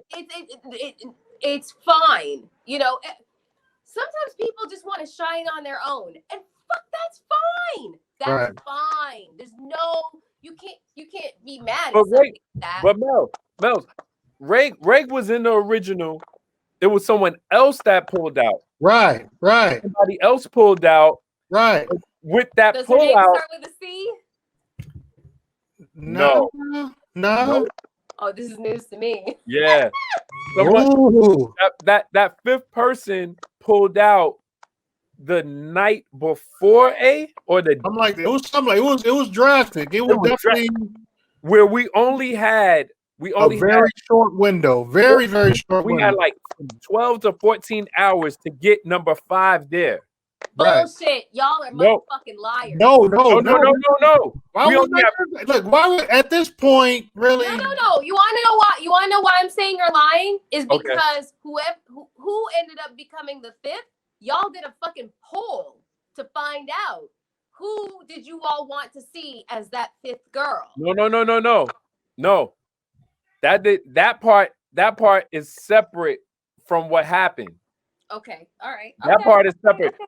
And it's so ill that you have that as a card. That's like all these goddamn years you've been thinking that, huh? All these years you've been thinking that, huh? That's so funny. That is so funny. That's why I love this. For real? That part was separate because we used that as like a cover for what happened. Because we had all 5. But when the 5th pulled out, and we'll have her on and we'll reveal all of that later. I fucking can't wait. We had to fill in with Buffy the Body. Buffy the Body at that time, who was on fire? Who was on fire? Who was on fire? She was. Yeah. She was. This is the crazy part to let you know that we weren't lying. Okay. With the time frame that we had to fill to make someone get in for this huge shoot that had to be 5, we had to get her from South Carolina to LA in under 12 hours. Right. So she drove from the little town, South Carolina, that she was in to Atlanta because there were no direct flights to LA. Yeah. To Atlanta, wait for whatever kind of layover thing, fly to LA, get to LA, and go straight to the shoot.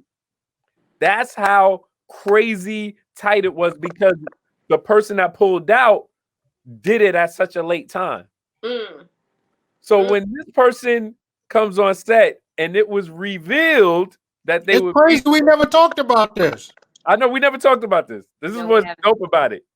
When that person was revealed, there was some resistance to a degree.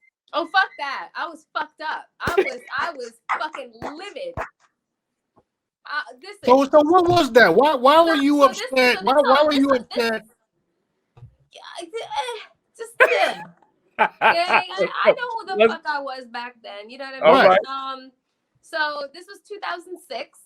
I was on BET at the time. In my way of looking at things is I had done everything the right way. Right way. Right. You know, I had elevated myself from one level to the next, to the next, to the next. And it was a pioneering effort where I was teaching all the girls back there how to do shit, you know, use your image, you know, as sexualized as it is, or whatever the fucking case is, use it to your advantage to where you are the one that's making money off of it, you know? And I felt like I needed to be held in a high regard, you know, so I won't shy away from the fact that my ego might have been a little large at the time, might have been, you know, and unchecked. Mm. And unchecked. I'm an adult now, who's been through a lot of life, and I have had my ego checked. And I have had to learn how to check myself.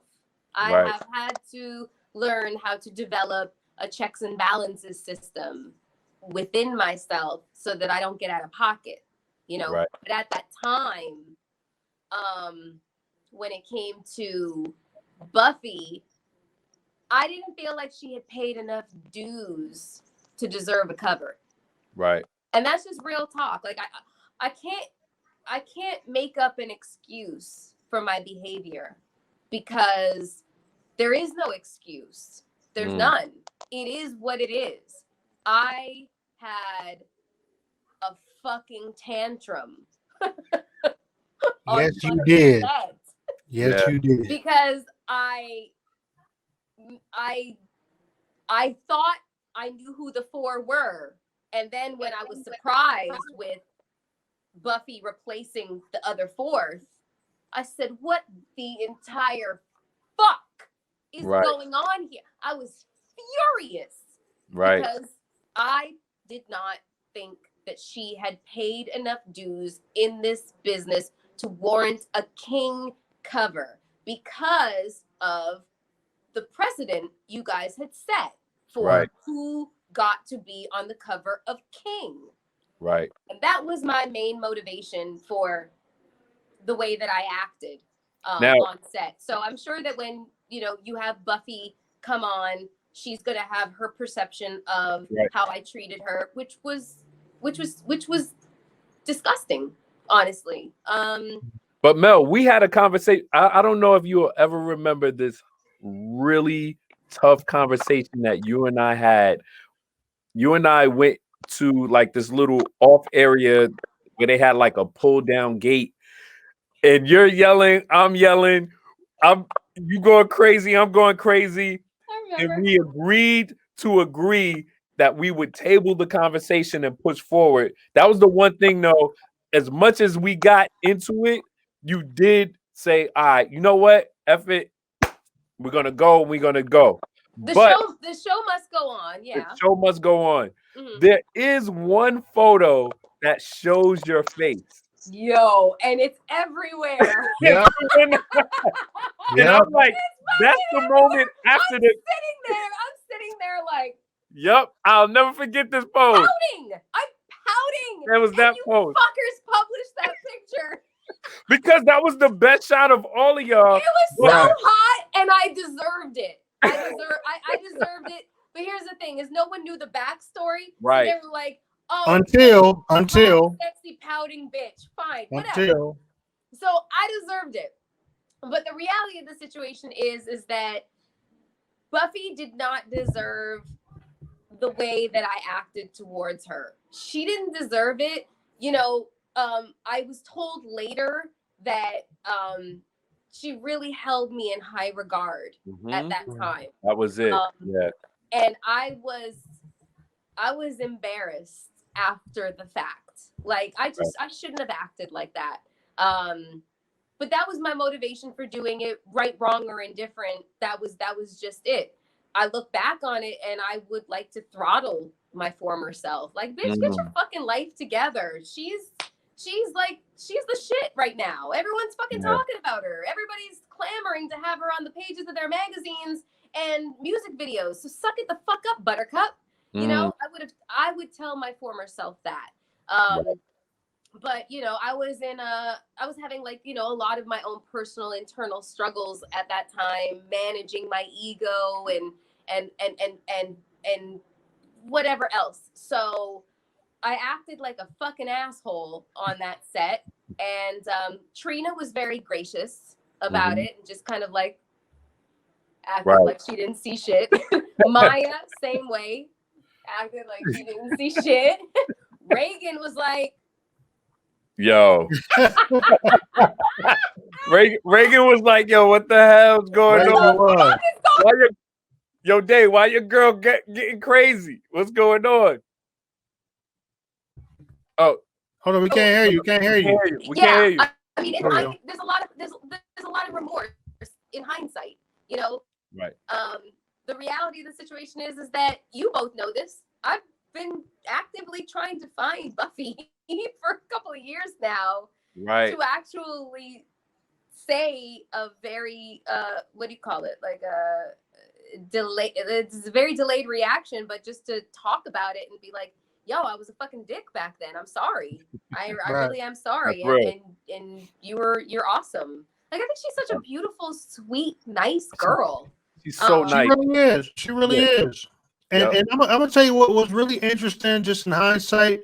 You know, somebody just posted, that picture of the five of you together recently, and one of the things that I had to say about it was, from an editorial standpoint, we were so locked in to completing the mission to where we really didn't embrace or enjoy the moment. Personal fucking dynamics and shit. Yeah, I know. We really didn't enjoy like you would think that we would just been like, oh my gosh, ooh, look at this. This is like so awesome. No, we were just like, yo, we have a mission.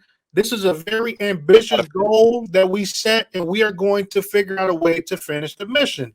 Now, the interesting thing is, at that particular time, Hold on. Trevor, fucking call Poe right now. Just please call her. She keeps fucking calling me. Okay? The fuck? Fuck. She might be. Tell Poe to stop calling. Code. The fuck.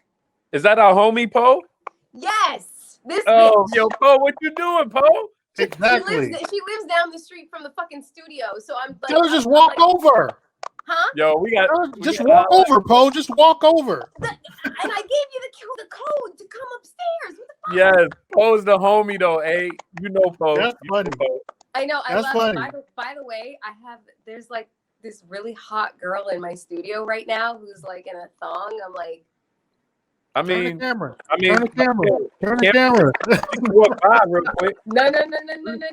You guys are gonna have to wait for the Instagram page to get launched. Wait, she looks. Damn you, you're evil. The launch of the Ford agency. Is this what we're hearing? Oh shit! She said your cell phone bill can be disconnected. Wait, what? She said she called you on her phone, but her phone is ringing. That's why I called. No, boo! I'm on a fucking Zoom call. Where you at? Freaking hilarious. Freaking hilarious. So hold on. Let me get here though. Let me get here. Yeah. So by the time we got to that 5th anniversary shoot, Which you was and I bomb, by the way. It's which was amazing. Classic. Classic. So good. It was amazing. It was amazing. By the time we got to that shoot, you and I had become really close. It's like, man, we're super cool. So I did not recognize the person that you had became at that shoot. I'm thinking like, who the hell is she? Like, this was just like I hadn't seen that particular layer peeled back. So I don't even know that girl. I don't even know that girl. So the crazy thing is, ideally, even in hindsight, you would think for us to come to that moment at that particular time that I would be the one that would have to pull you into the other room and have the conversation. But I was just like, who is she? Like, it was literally like I didn't know who the hell you were. Listen, motherfucker. Listen, Linda. Listen, okay? We're not gonna keep harping on this goddamn shit. Okay? No. It's not. No, it's not a harp thing. Let's go, Mel. No. I am not that girl anymore. Let's go, Mel. That's my point. That's my point. My point is. I didn't know who that was. That's what. No. It's not a harp. It's not a harp thing. But what I'm doing is I'm explaining That wasn't the Melyssa that I knew. Listen, here's the thing: is that I know. There was so much going on under the surface at that time in my life. So I encourage everybody that if somebody has a really strange reaction that really confuses you or whatever, you really have to take into account you never know what's going on in somebody's life at the time that they act like super fucked up, especially if it's out of character. So just give them some compassion, give them a wide berth to find themselves, you know, and get themselves kind of under control. Because like you said, Adele and Day, you guys were like, who the fuck is this version of Melyssa? But here's the thing.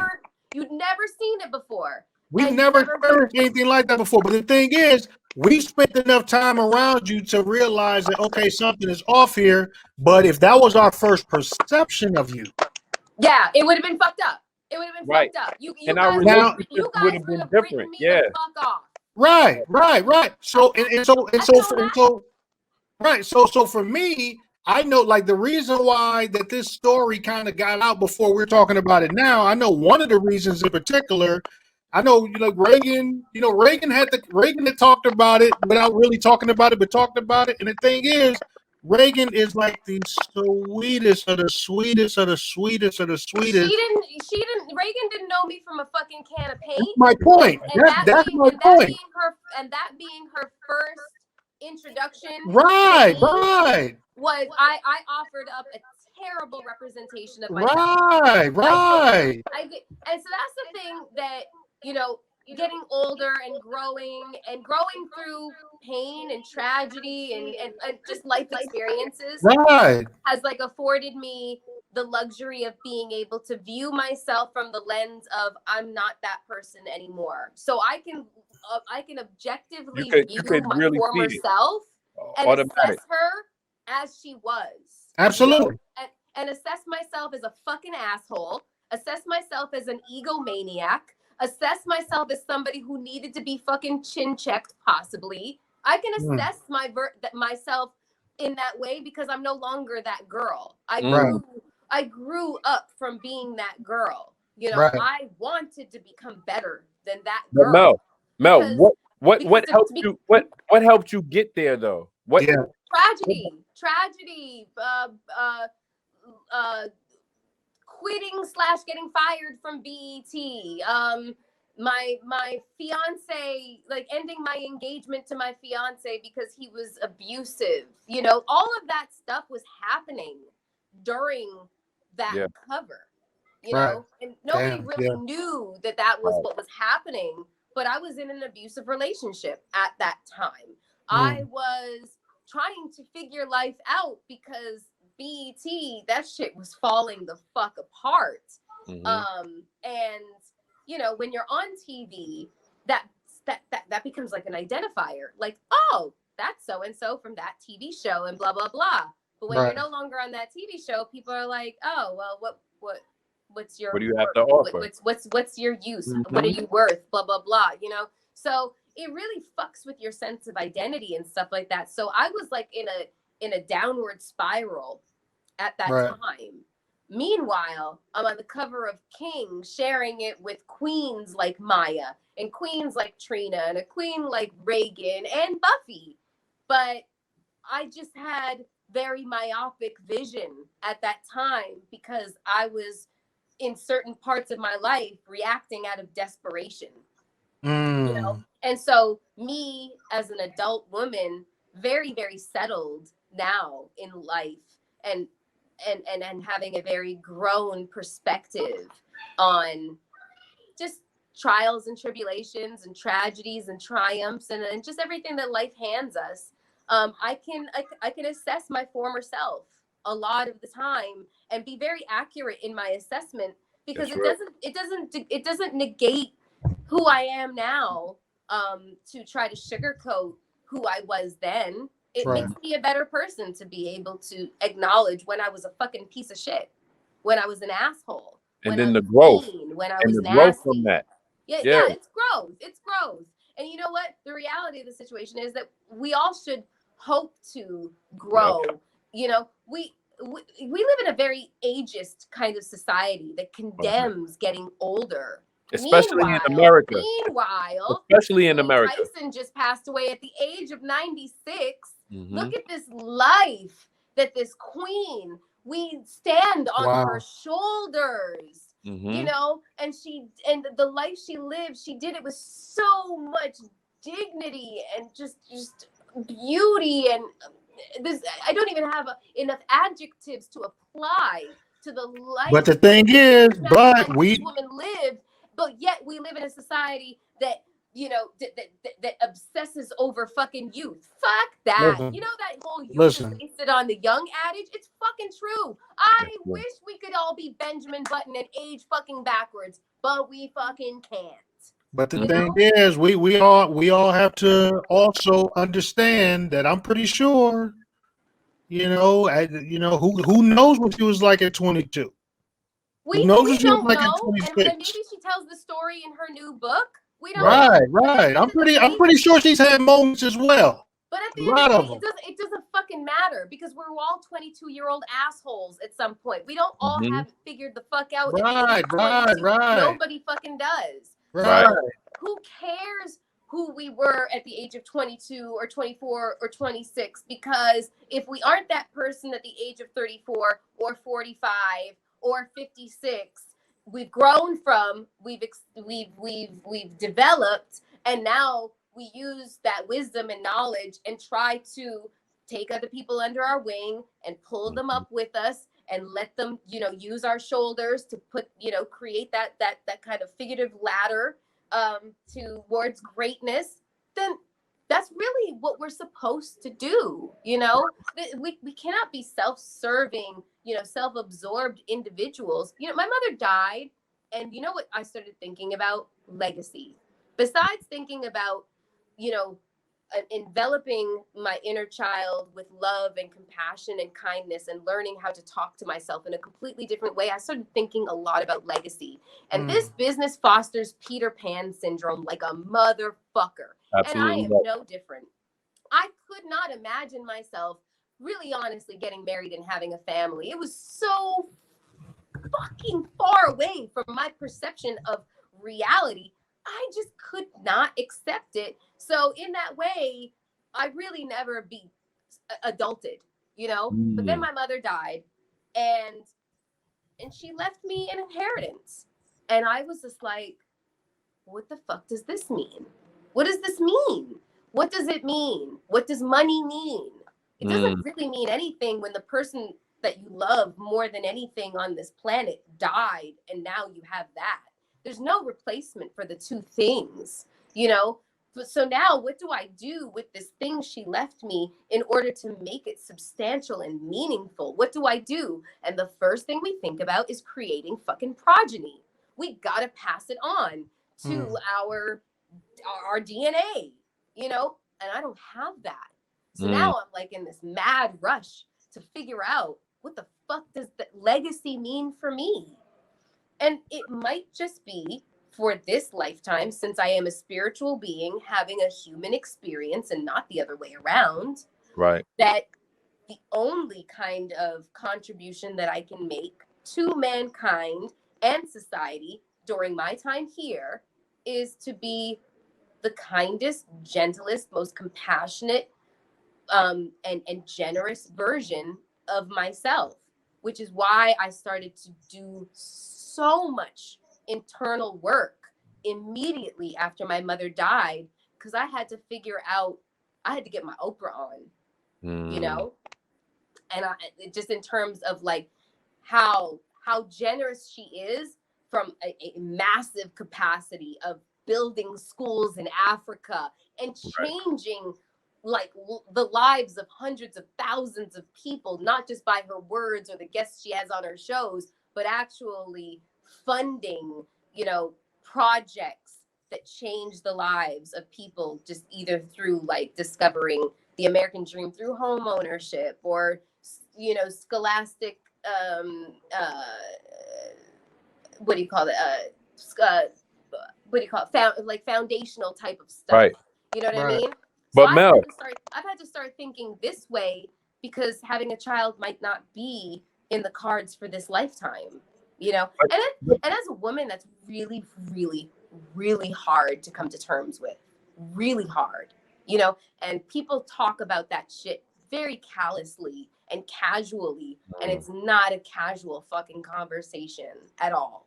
But did this mind state also come into play a lot clearer after the accident? Yeah, you haven't even mentioned that. Yeah. I already know that. You almost died. I almost died. You see what I'm saying? Like with For real. The clarity that you're speaking. Kind of a big deal. And the thing is, that did not happen too much before your mother's diagnosis. Exactly. So all of that time, you know, explain what it's like going into that period and then coming out of that, going into, you know, your mom's period. But well, that's the thing. I mean, Dave, you guys know, like in terms of like the timeline of my mom of my car accident, which happened mid 2018, and then my mom being diagnosed with cancer in November of 2019, like literally around my birthday. I had just come off the heels. Thank you, love. I had just come off the heels of recovering from a near-death accident and everything that happened as a result of that recovery. You know, my brain, physically and mentally. My brain was bleeding. My head had been smashed off the pavement. What happened though, Mel? What happened that day? Start from the beginning. What happened that day? Okay, so I was going to Zena's bridal shower. Zena Babs now. She was Zena Foster at the time. Another king, queen. She got married to Tank, and I was going to the bridal shower, and I got hit by a truck. So like, you know, when you say time out. When you say truck, it wasn't a truck. It was an 18-wheeler. That's different. Yeah. So when people hear truck, that could be, you know, I was driving a very big Jeep. It had a suspension kit. It had 37-inch tires. It was a big fucker, you know. But when the tire of the semi or fucking 18-wheeler collided with my wheel, it knocked out my center of gravity. So that suspension kit became a fucking liability at that point. Wow. So I'm a driver. Like, I'm a fucking driver. Yeah. Like, there's shit people were born to do. I can fucking drive. You give me anything with a steering wheel and I can drive that shit. You know, downshift. And I used to play car tag on the highways with my homeboys and shit. I was reckless. But I was completely, you know, sober, not under the influence of anything. My phone was mounted. I wasn't texting. I wasn't even listening to music at the time because I was in an area of LA that I wasn't very familiar with. So I was just trying to get there. And I was 5 minutes away from my destination, and this truck was beside me. Tire collided with my tire, knocked out my center of gravity. And I tried to control the moment of the Jeep, you know, like I was trying to like counter the spin that I was in. And it felt almost like the teacup ride at a theme park, you know, like how those teacups kind of like do this kind of thing, you know. And I realized that I wasn't going to be able to get myself out of this. It was beyond my control. And it felt crazy. And, you know, for anybody who who fears death, I can tell you this, that at the moment that it's about to happen, the fear leaves your body. You are not scared. It's just you make peace with what's happening. And I wanted to check to make sure that I wasn't the only person that experienced this feeling. So I've talked to a lot of people that have had very near-death experiences, people that almost went to the other side and whatnot. Right. And they all report the same thing. There is this feeling of fearlessness and lightness of like, whatever will be kind of thing. And it's completely out of your control. So I took my hands off the steering wheel and I took my feet off the pedals and I just sat there waiting for whatever was going to happen because I knew I was going to flip. And I didn't know what was going to happen when that happened, but I was going 70, 75 miles per hour. So I knew I was going to flip more than once, and I was probably not going to survive that. So I did. The Jeep flipped 5 times. The roof was ripped off of it. When the Jeep came to rest, it came to rest upside down. My head hit the pavement. I had a massive skull fracture. My head was cracked open like an egg. My brain was bleeding. A massive concussion. So I was rushed to the hospital. I was in the hospital for a week. I had no idea what I looked like. I looked like the motherfucker Mask from that Cher movie, like not Eric Stoltz, not Jim Carrey. How were you saved though? How did they save you out of the wreck? Thankfully, the highway was kind of empty at the time, which is very rare for LA. But these good Samaritans from multiple vehicles stopped their cars. Several of them lifted up the Jeep. Somebody pulled me out and they literally stayed with me. One guy took off his shirt and like held my head closed, like the wound in my head closed. Another guy like took his hat off and was covering my face. And so they waited for EMTs to come. And it was a whole fucking big situation that happened on the 134. Like, I think that shit must have been shut down for a good 2 to 3 hours. And so then I, was sent to Huntington Memorial Hospital, and I was there for a week. And so that just started like the massive change that kind of happened in my life as it relates to every aspect of my life, how I viewed myself, my relationships with people, romantic relationships, friendships, everything became altered. And just how I viewed myself as it related to being in the public eye. And it was really hard. It was really hard because I was dealing with a broken brain, and trying to think logically with a brain that's broken it's impossible. So I had to go through a lot of therapy. I had to go through mental therapy. I had to accept the fact that I needed medical intervention, chemical intervention, because it was above me. It was above me, literally, right. And so I had a lot of friends from so many different, realms, medical realm, just mental health realm, helping me, trying to help me recover. Because the truth of the matter is that I had severe survivor's guilt. And at times I wanted to end my life. And I had very good friends that stuck by me and would not leave me alone for days. I remember visiting you out in LA, and you said to come by that spot, and we were out on the balcony, and we saw a shooting star. We saw the shooting star. Do you remember that? That was like the most amazing thing. And that's when I was like, yo, you good. You straight. Like, for us to be able to, witness that, but to know that you had like so many people that were coming to your aid and wanted to help you. Was that different for you to accept help from people like that? No, it wasn't difficult because I knew that it was bigger than me. This was something that I couldn't withstand on my own. And I knew that, like, from almost the beginning. It was the level of complication that this presented to me. I like to say that I was confronted with a monster that I didn't have the tools to fight off. Nothing that I had experienced in my life prepared me for this. And so I did things that I didn't even understand. I actually made a public plea for help. That was the antithesis of who I am. Right. I am one of the most private people. I suffer in private. No one knows my fucking business other than the closest people to me. And even they don't know the depths of my despair. And I was making public pleas for help, that I was on the brink of killing myself. And I didn't even know who the fuck this was that had control of my phone and my Twitter account at the time, because I look back at that stuff and that's not me. That's not the me that I knew, But I had to come to terms with the fact that maybe this is the me that needs to be out there right now, in order for other people who prefer to suffer in silence maybe you need to make that public plea to let everybody know just how much pain you're in, so they can help you, you know? I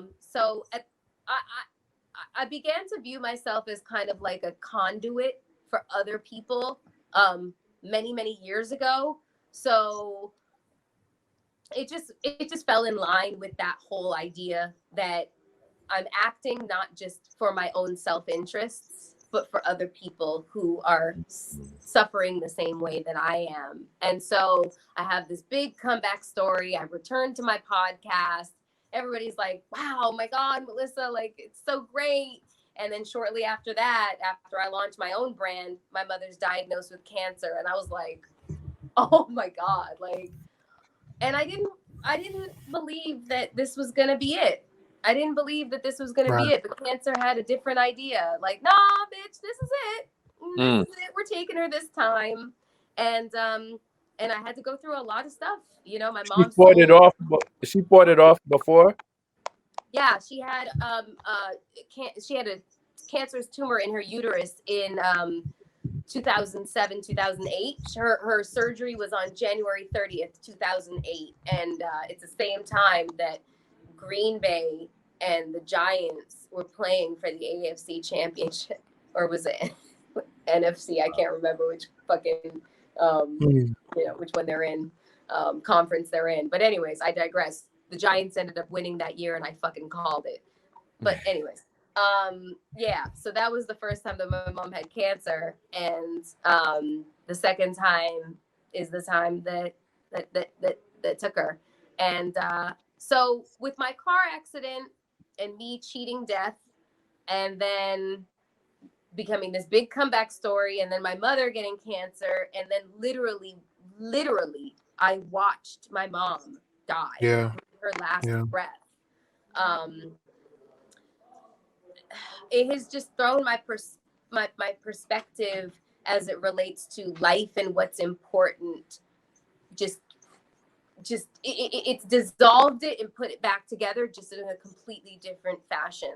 So anything that I might have believed to be true 3 years ago, I know it doesn't play a role in my life. And also I've become an adult in the last 3 years. Like I have good credit. I have credit cards. I have a business. Like I have LLCs. Like I have all this stuff that I never had before because of said Peter Pan syndrome. You know, it really has a very strong hold and effect on a lot of us in this. Like the industry, right? Is that what you mean? Like the industry kind of coddles and keeps us from the responsibilities a lot of time until something tragic happens, and then you're like, wait a minute.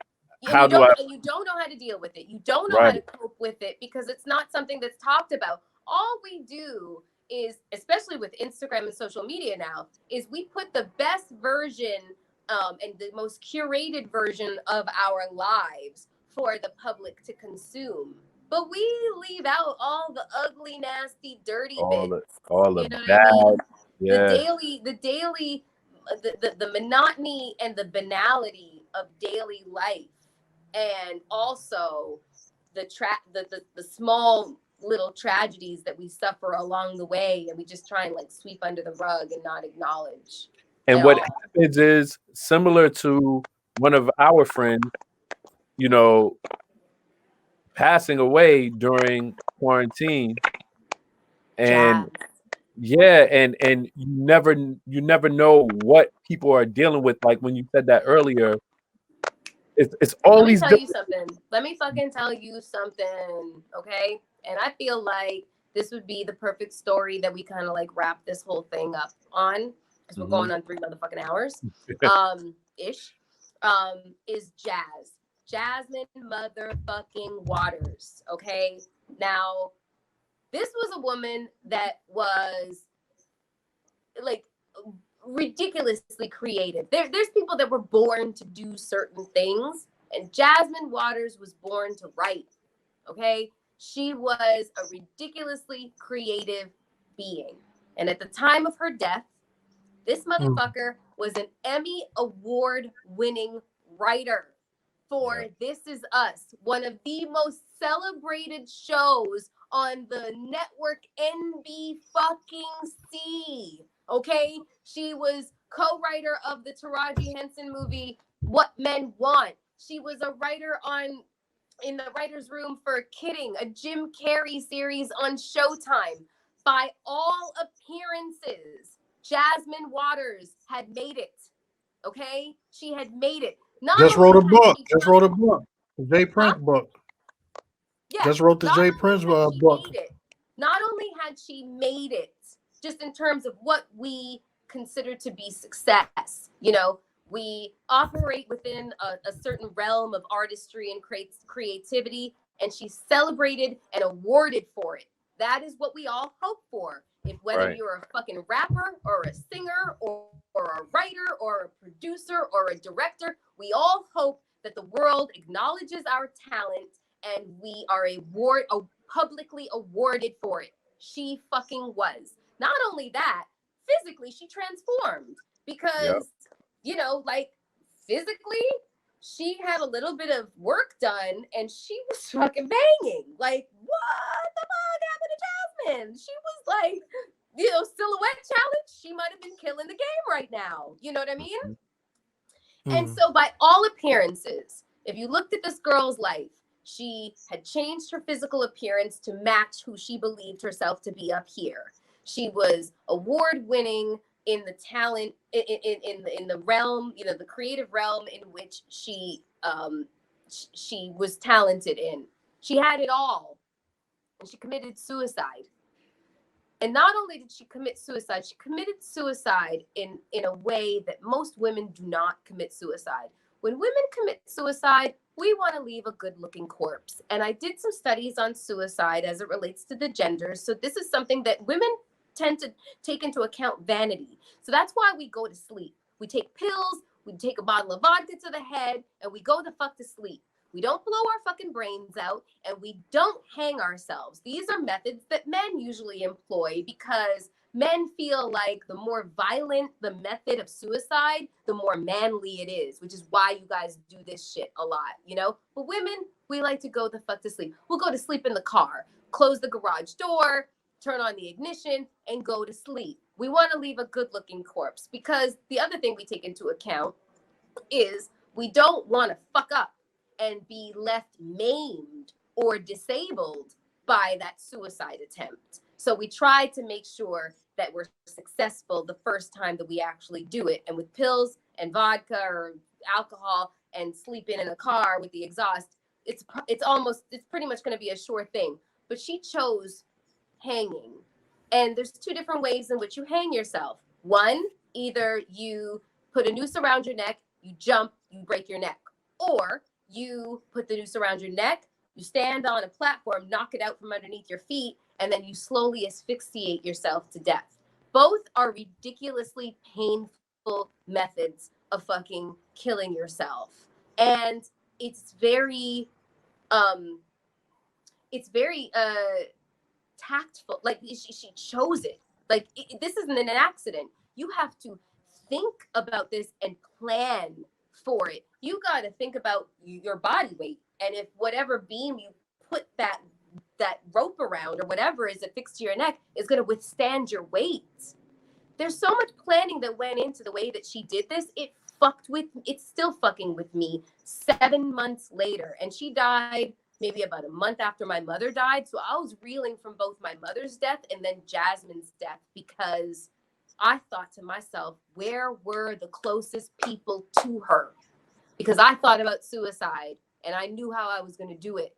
And my friends saw something in something I was saying. And one of them said, get the fuck to Melyssa's house right now. And they didn't leave me for 3 days. So I sat there and just focused on what is the difference between me and Jazz and our circles, and who notices shit and who just says she might just be going through something. I'll just give her a couple of days to just like you know, marinate.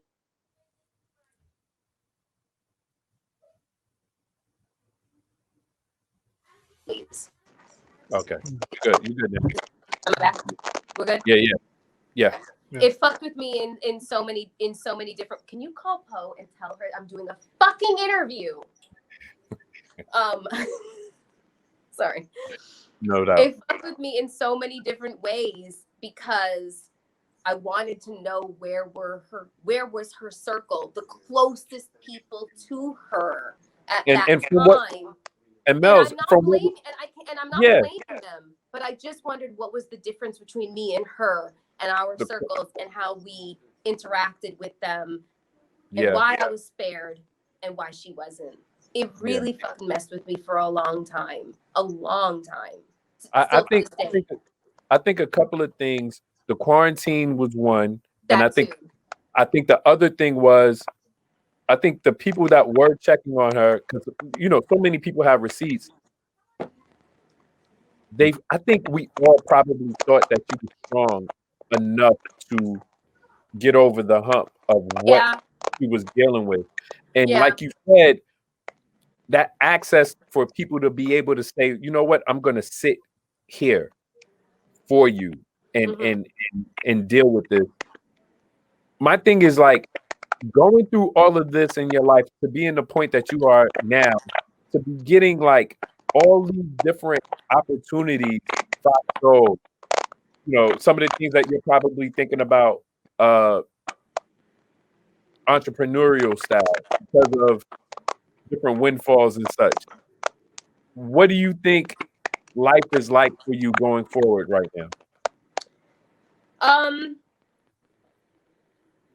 I choose happiness. I choose it. I didn't think it was a choice. I read books, the title of books that said, choose happiness and blah blah blah blah blah. I now understand all the stuff that I had been told before, all these mantras and adages. They just fell on deaf ears before, but now I have open ears. Now I'm in a different.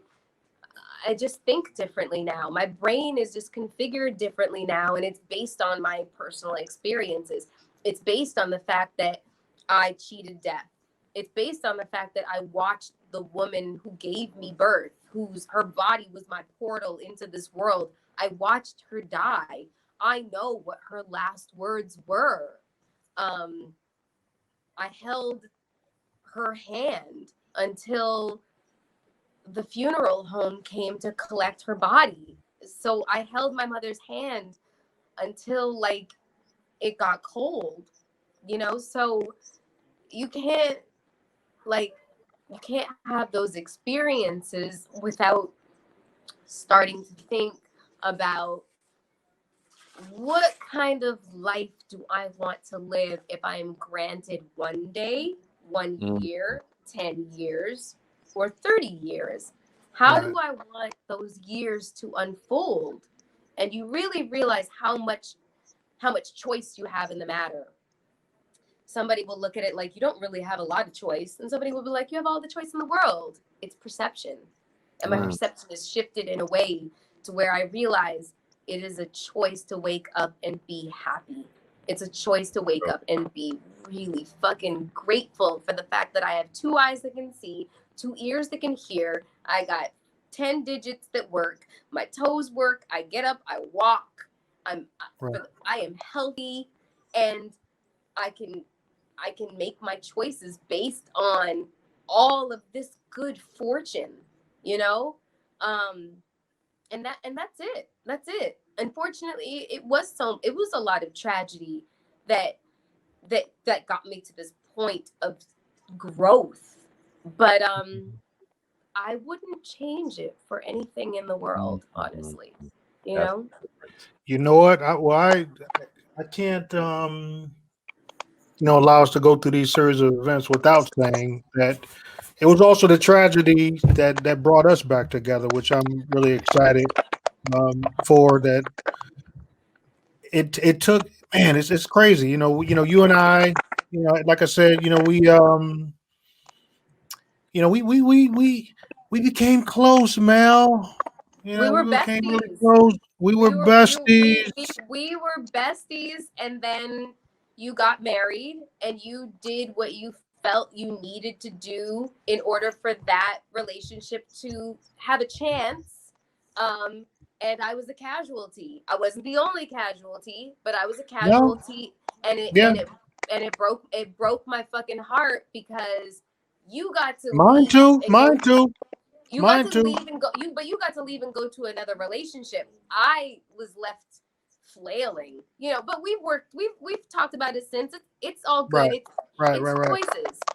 We all have choices in this world, and sometimes.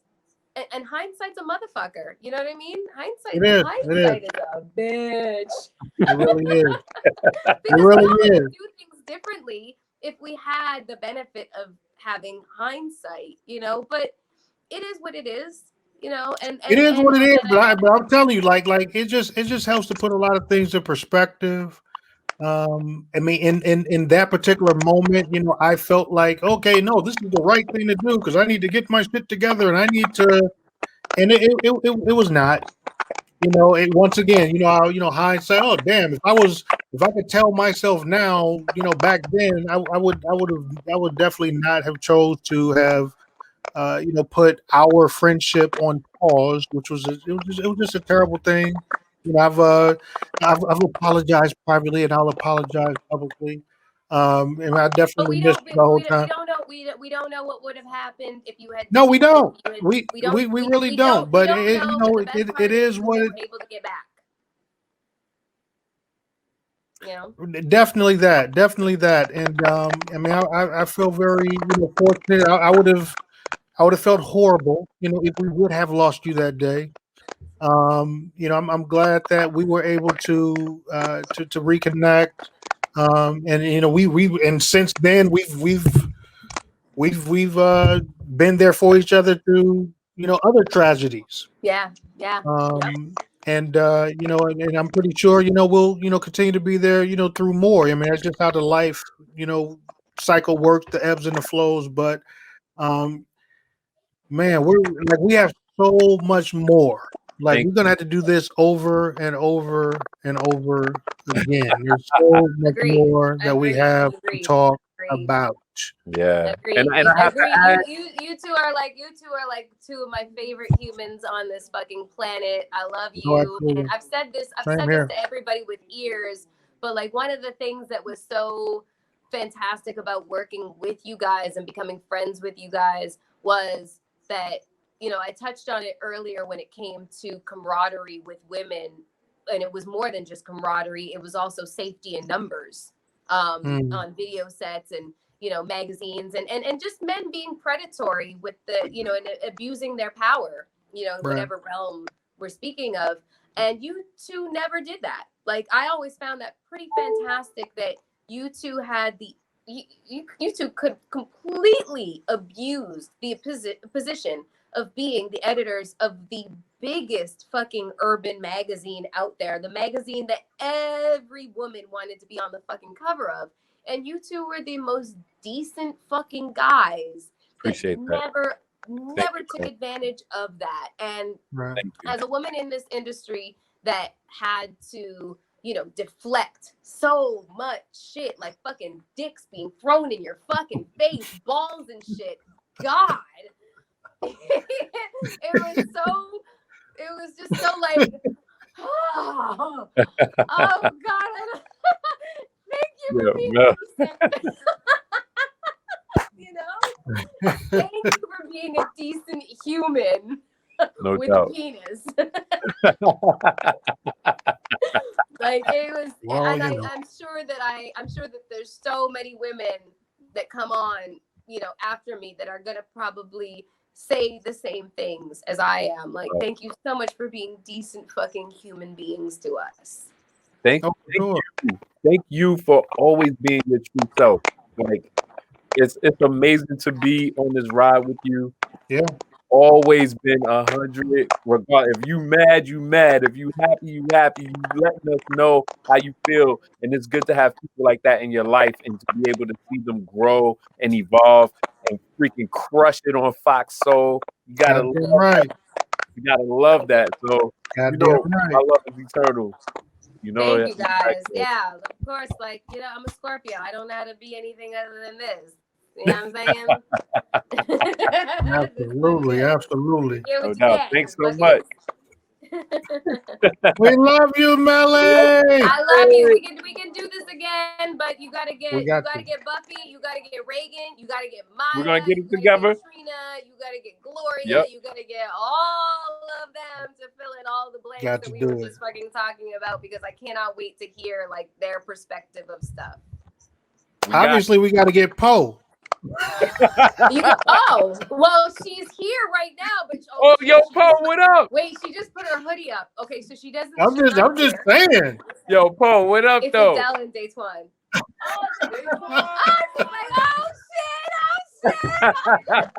Poe made it. Okay, she knew the password. Her on a day that she actually. I'm lit right now. She's lit right now. Okay. Those are her exact words. But you'll get her on a different day, and that shit will be hella fucking funny. You already know. Like, okay. Yo, much love. We gotta have some class, right? Class up the fucking joint. Love y'all. Okay, I love you guys. Peace. Thank you. Love you. Later. Okay. Absolutely. Right. She'll be back. She's gonna be back. Bye, guys.